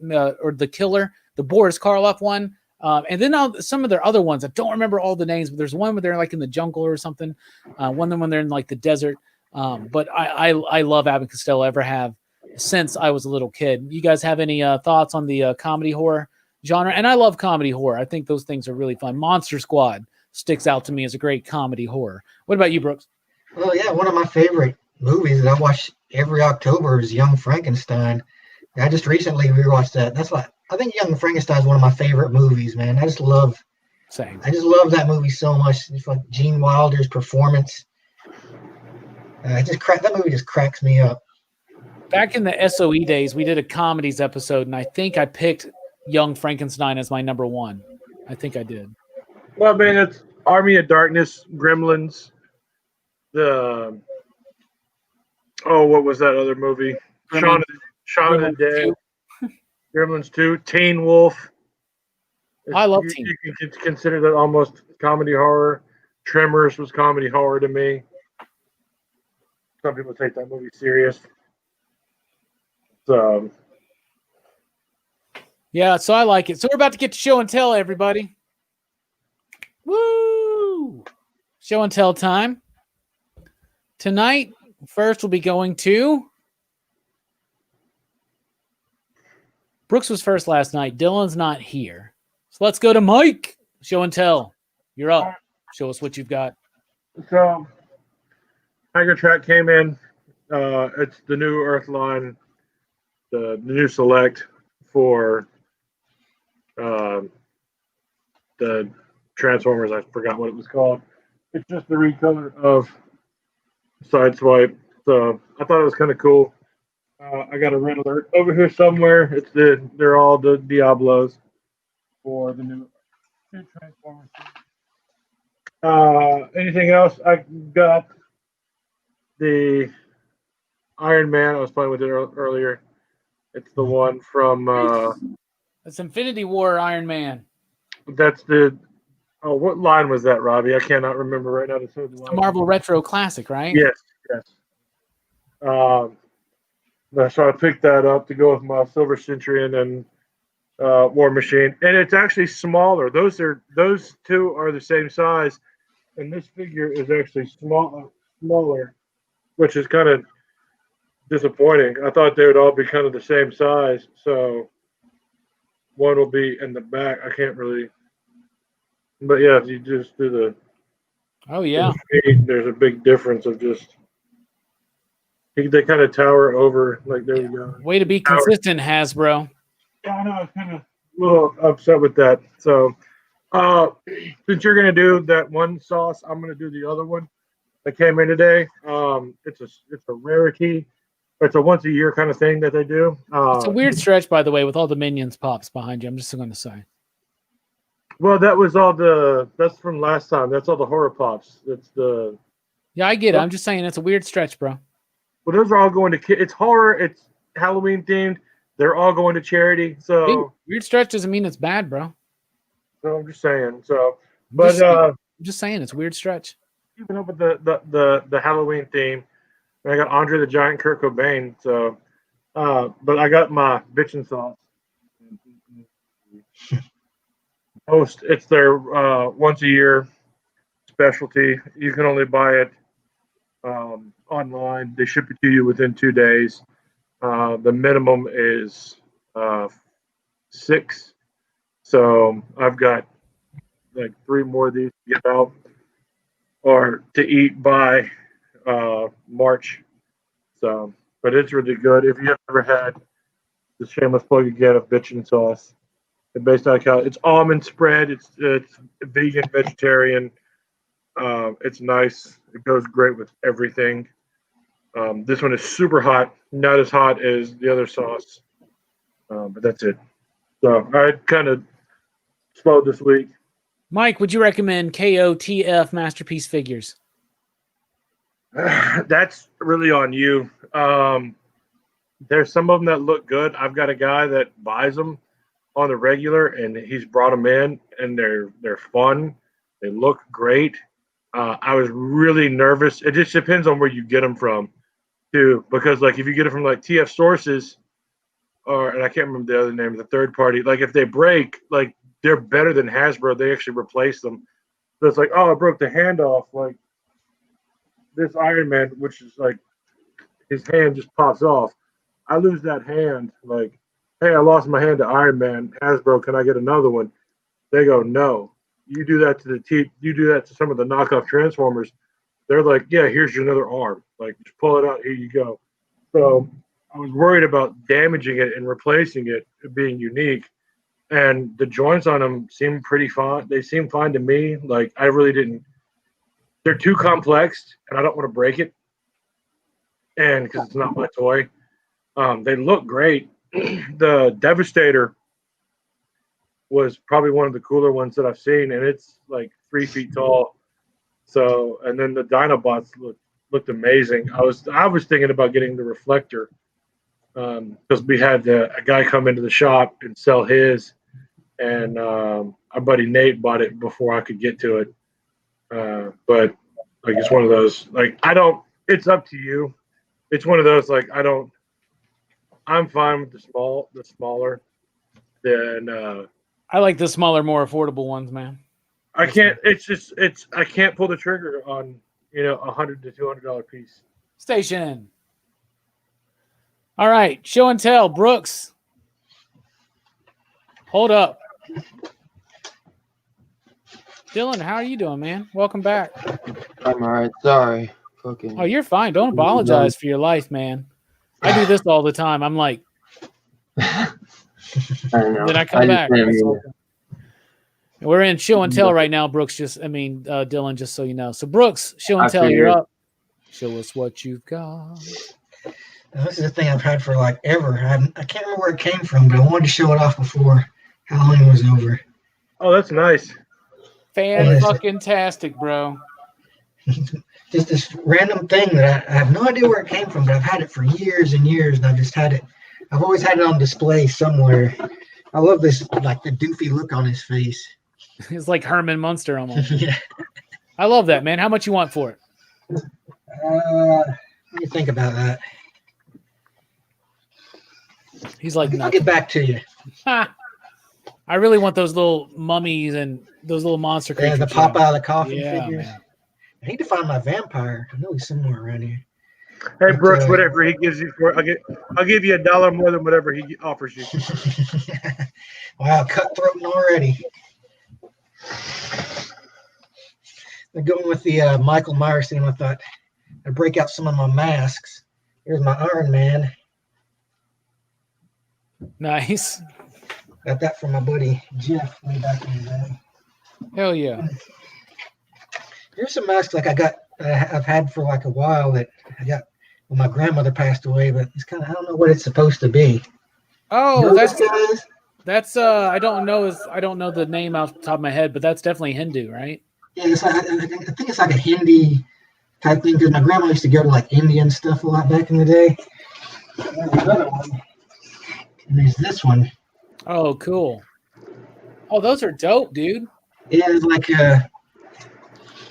when my grandmother like died and they were like getting her stuff. Like my sister gave me those like because my nephew liked them, but my sister didn't like them because they creeped her out.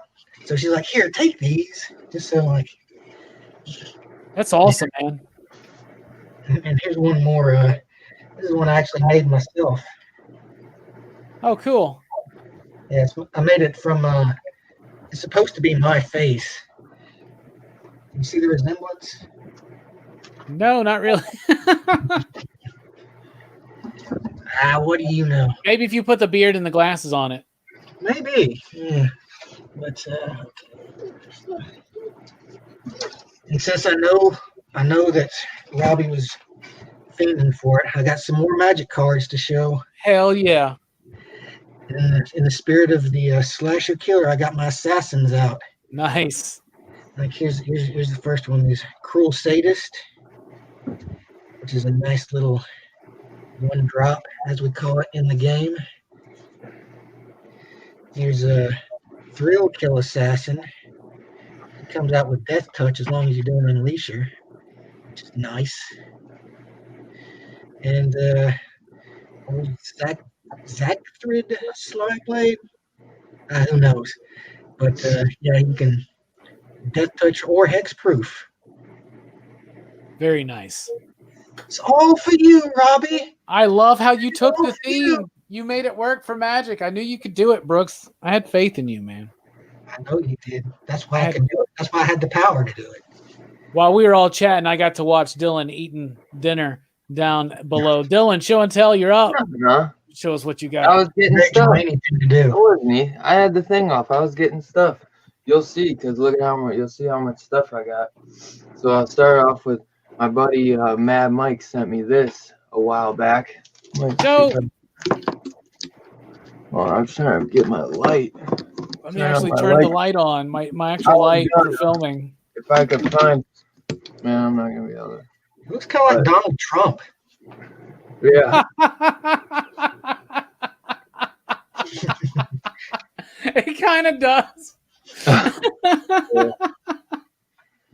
Like Donald Trump, if his skin was bleached and his eyes were gouged out. Right. And holding a knife and wearing a jumpsuit. That's funny. That's awesome, dude. The only Michael they had an H2O one a couple years ago, and I missed it. I still want to get it because I love H2O. Nice, you got the blood splattered one. Yeah, I had to. Plus, the blood splatter one has the cooler, like, box. The other one just kind of says, like, because it was one of the first Funko ones. I just got this, and this is actually out of print. Halloween 25 Years of Terror documentary. It's a good one, man. I used to have it in one of my sets. I got it. It's still sealed. I actually mean to watch it because I just got it this week. This, I know you guys don't like this one. I love this one, and it's the producer's cut, but I saw it in store with this awesome like VHS slip cover, and That's I just cool. couldn't pass. It was only like $5 too, and I didn't have the producer's cut at the time, so I had to get it, dude. It's love worth $5. Dude, so just for the slipcover, honestly, I love it so much. That's dope. And then Halloween Season of the Witch. I know it's not, Michael Myers, but Shout Factory. I got this like a year ago. I love this cover, man. It's a great I was cover. just watching it today, and I love it. Halloween 2, Shout Factory. I love this too, man, because it actually comes with like a rare television version. Oh, cool. And it's kind of like in crappy quality because that's all they could get. But it's really just fun to watch because it kind of brings you back. Like when you watch it, it kind of brings you back to like the VHS era. Like it would have been like the version I was watching as a kid and recording on my VHS, so that because my mom was real strict about like all the nudity and kills and stuff sometimes. So with Halloween 2, there's the nude scene. So a lot of times I would have to record these horror videos on VHS. Because I know you guys remember those days, and then you gotta hit the record button when it's ending or when commercials are coming up, and then hit it. So when you go back to rewatch it, it's like a regular movie. It's a painstaking process. This is the 2018 Halloween Michael Myers NECA. I actually need to get the Laurie Strode one, but my man Jim, I think, is actually going to hook me up with the Laurie Strode Ultimate version. So I'm pumped for that. I kind of been getting into the cloth ones lately, man. The cloth ones are really cool. Ever since I knew I shouldn't have got that Ghostface, because now I'm really hopped up on the cloth ones. But I do love I love them both. I love the Ultimate and the cloth. One of my prize. I actually have not even opened this yet, because I just love this so much. I got it for like a steal, man. I got it for like $50. And it's regular. Right now, I think you can get it on Entertainment Earth for like 50 or 60 plus shipping. But dope. I got it for like 50 flat, and usually, these are like $30 a figure, even though they are smaller. But then you see the TV kind of changes. That's cool. I absolutely love this set so much, man. I just love the cover, man. If you notice, I have it sitting in the back. I've had it sitting in the back for a month. One more day till Halloween, Halloween, Halloween. One more day till Halloween. Silver Shamrock. So I ordered that box set for the store, but they have not come in yet. Last but not least, I had this one. I actually have displayed. The awesome. I like this one better than the 2018 figure. The Halloween 2 figure, and the box just looks like my dang shirt. So imagine just a black box like this, but with this logo on it. Got him with the hammer. I had him with the special. I actually had him with the bloody eyes, but I took it off because I like him, but I like to switch it. But I love this figure, man. He's got the gunshot wounds too, It's man. just was gonna say it, man. I love this figure so much. And just to end it on, the Halloween note. Bam. Jack-o'-lantern.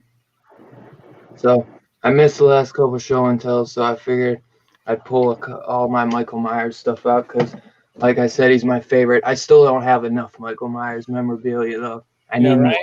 Yeah, I need more. No I kidding. need a lot more. You need get a mannequin and get the full-on costume and always have a Michael Myers set up. There's a house in the neighborhood right next to my apartment complex. I was walking a couple weeks ago, and I went a different route. And I went to this like the end of this cul-de-sac, and they have a Michael Myers mannequin out there. And I'm quite ashamed to think to admit that I thought to myself for a moment, no one would notice right now. It's like 7:30 in the morning. No one would notice if I just went and grabbed that and just like. Oh man, just threw it in the living room, dude. Like, why not? Why not? All right, show and tell for me, Rockin' Robbie. I'll show you what I got. All right, first of all, show us what you got. We'll start with non-horror things. This is the hot sauce that graciously Mike, thank you so much. Mike hooked me up with this. This is the new version of the Last Dab from Hot Ones. Apollo, made with the new hottest pepper, Apollo. Hotter than the Reaper, hotter than Pepper X, right, Mike? Yeah, that is correct. It's a hybrid it's a Pepper X Carolina Reaper hybrid. This doesn't have anything to joke about. It's just vinegar and pepper. It's. I tried one tiny dab today, and it was hot as hell. So, hell yeah. So, you guys know that I'm a Cowboys fan, and it's not been good for us. So I've been reliving the early days. So here's a DVD set that I've been revisiting. It's just documentaries about all 5 of our Super Bowl championships, and so I've been revisiting that, thinking of better times, right? And I don't have near the Halloween collection that Dylan has, but what I do have, I'll show. I have the pop as well, but not the blood splattered one that he has, but that's the one I have. And I love it. Still cool, Blood super cool. knife. I do have the blood splattered mystery mini though. So I like that. That's a cute little Michael. Oh, I think. Yeah, he's cute. So cute. He's cute. I have the Mopey. I really like this thing. Yeah, Mopies. Is that what they are? Yeah. They came out with a whole line. They had like a Pennywise and a Chucky and a Freddy. I think a Jason, but I just wanted the Michael because that's just too cute, right? That's adorable, That is y'all. absolutely cute adorable. because he's sad. That's adorable. That's adorable. I have this, which is a Savage World Michael Myers. It's set to look like a He-Man action figure. It's from Funko. Oh yeah. Resurrection. I've had this for a while now, and I've been planning on opening it tonight all Horrorfest long, so I'm opening this tonight so I can place it on my Castle Grayskull because I want Michael Myers to take over Castle Grayskull. And also because it says Halloween Resurrection, and that's got to go. That's got to go. So we're going to open this up finally tonight. I fucked up the whole card. Who cares? Hey Robbie, the one of Jim, Jim, he's I don't know if he's in the chat right now, but he was talking to me earlier, and his buddy has like a signed jumpsuit by the Tony Moran who played Michael Myers, and a signed mask. I was like, man, he needs to get a mannequin and just dress him up with the suit and then the freaking mask, and that would be so cool, man. That would be cool. As you saw there was other ones that they did. I'm getting the Pinhead one too, but Yeah, I passed on the Leatherface and the Freddy and the Jason, but I kind of regret it now. I only regret it now because I actually have a Castle Grayskull and a lot of Masters of the Universe figures and a Snake Mountain, so like I could really use them. But look, I mean, I think it's pretty dope that they did a Michael Myers figure to go along with Masters of the Universe, right? In that style. That's the coolest one. Him and Pinhead, I thought, were the coolest. I didn't know they did a Leatherface. Oh yeah, he's you can see him on the back right there. Oh, I didn't even know they did. They did Freddy too, and Jason looked really cool. Barbarian. Yeah, Jason does look cool. Damn. So I should hunt that down. I only saw them. Here's the one that Dylan showed off.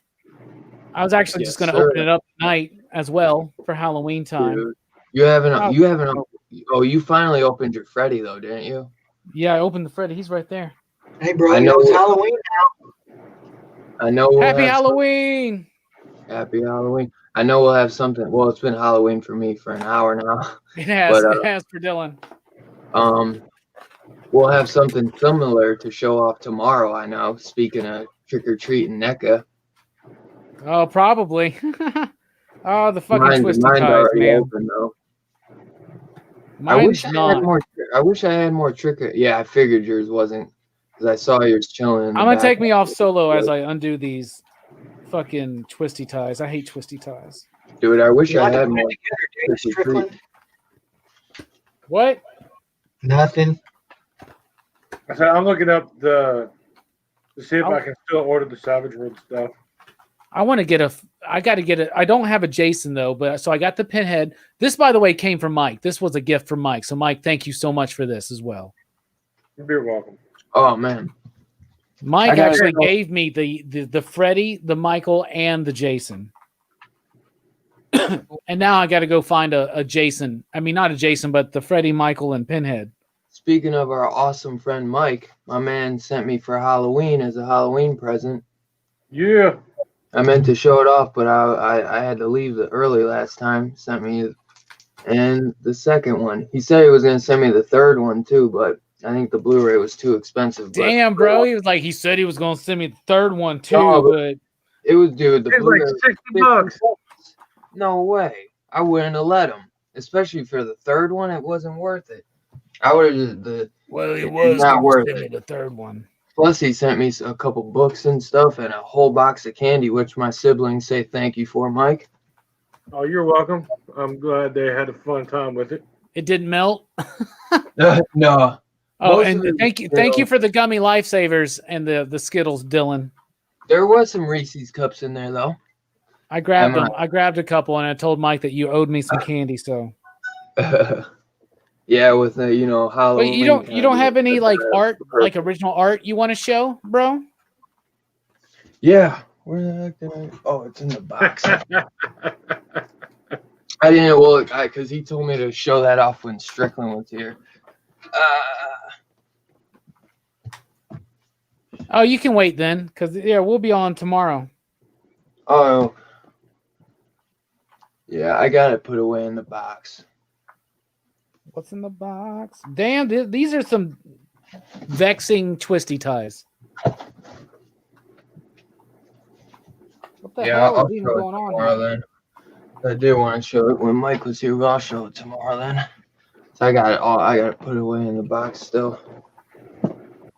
Oh yeah, I don't think Mike, are you gonna be able to make it tomorrow? I don't think you will. I might be able to do it from my phone again. That worked. As I said, just send me the link and I will go from wherever I am. All right, cool. Yeah, as I was hoping you could come. All right, Come finally, see Jesus. Delaney can't. All right. 3 o'clock's when I pretty much start working. Yeah. Oh, dude, I knew. I had a feeling. I felt bad having to do it so early. Dylan already showed it, right? So, fuck, his hand just Yours fell.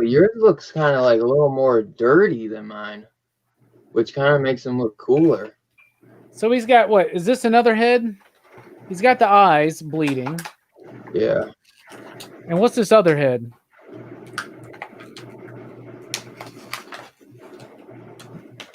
What's the purpose of this other head? It looks more white. Oh, the all white. Isn't that? I forget his name. But that's the kid that gets run over by the van. Oh, okay. That makes sense. Remember they Well, what I- accidentally kill that kid that's wearing the mask? 'Cause he Yeah, had that's right. That's right. He's like a trick-or-treater wearing the mask. I don't know who would use it though. I mean, it's really white. It's cool looking, but it's not, the bloody eyes or anything.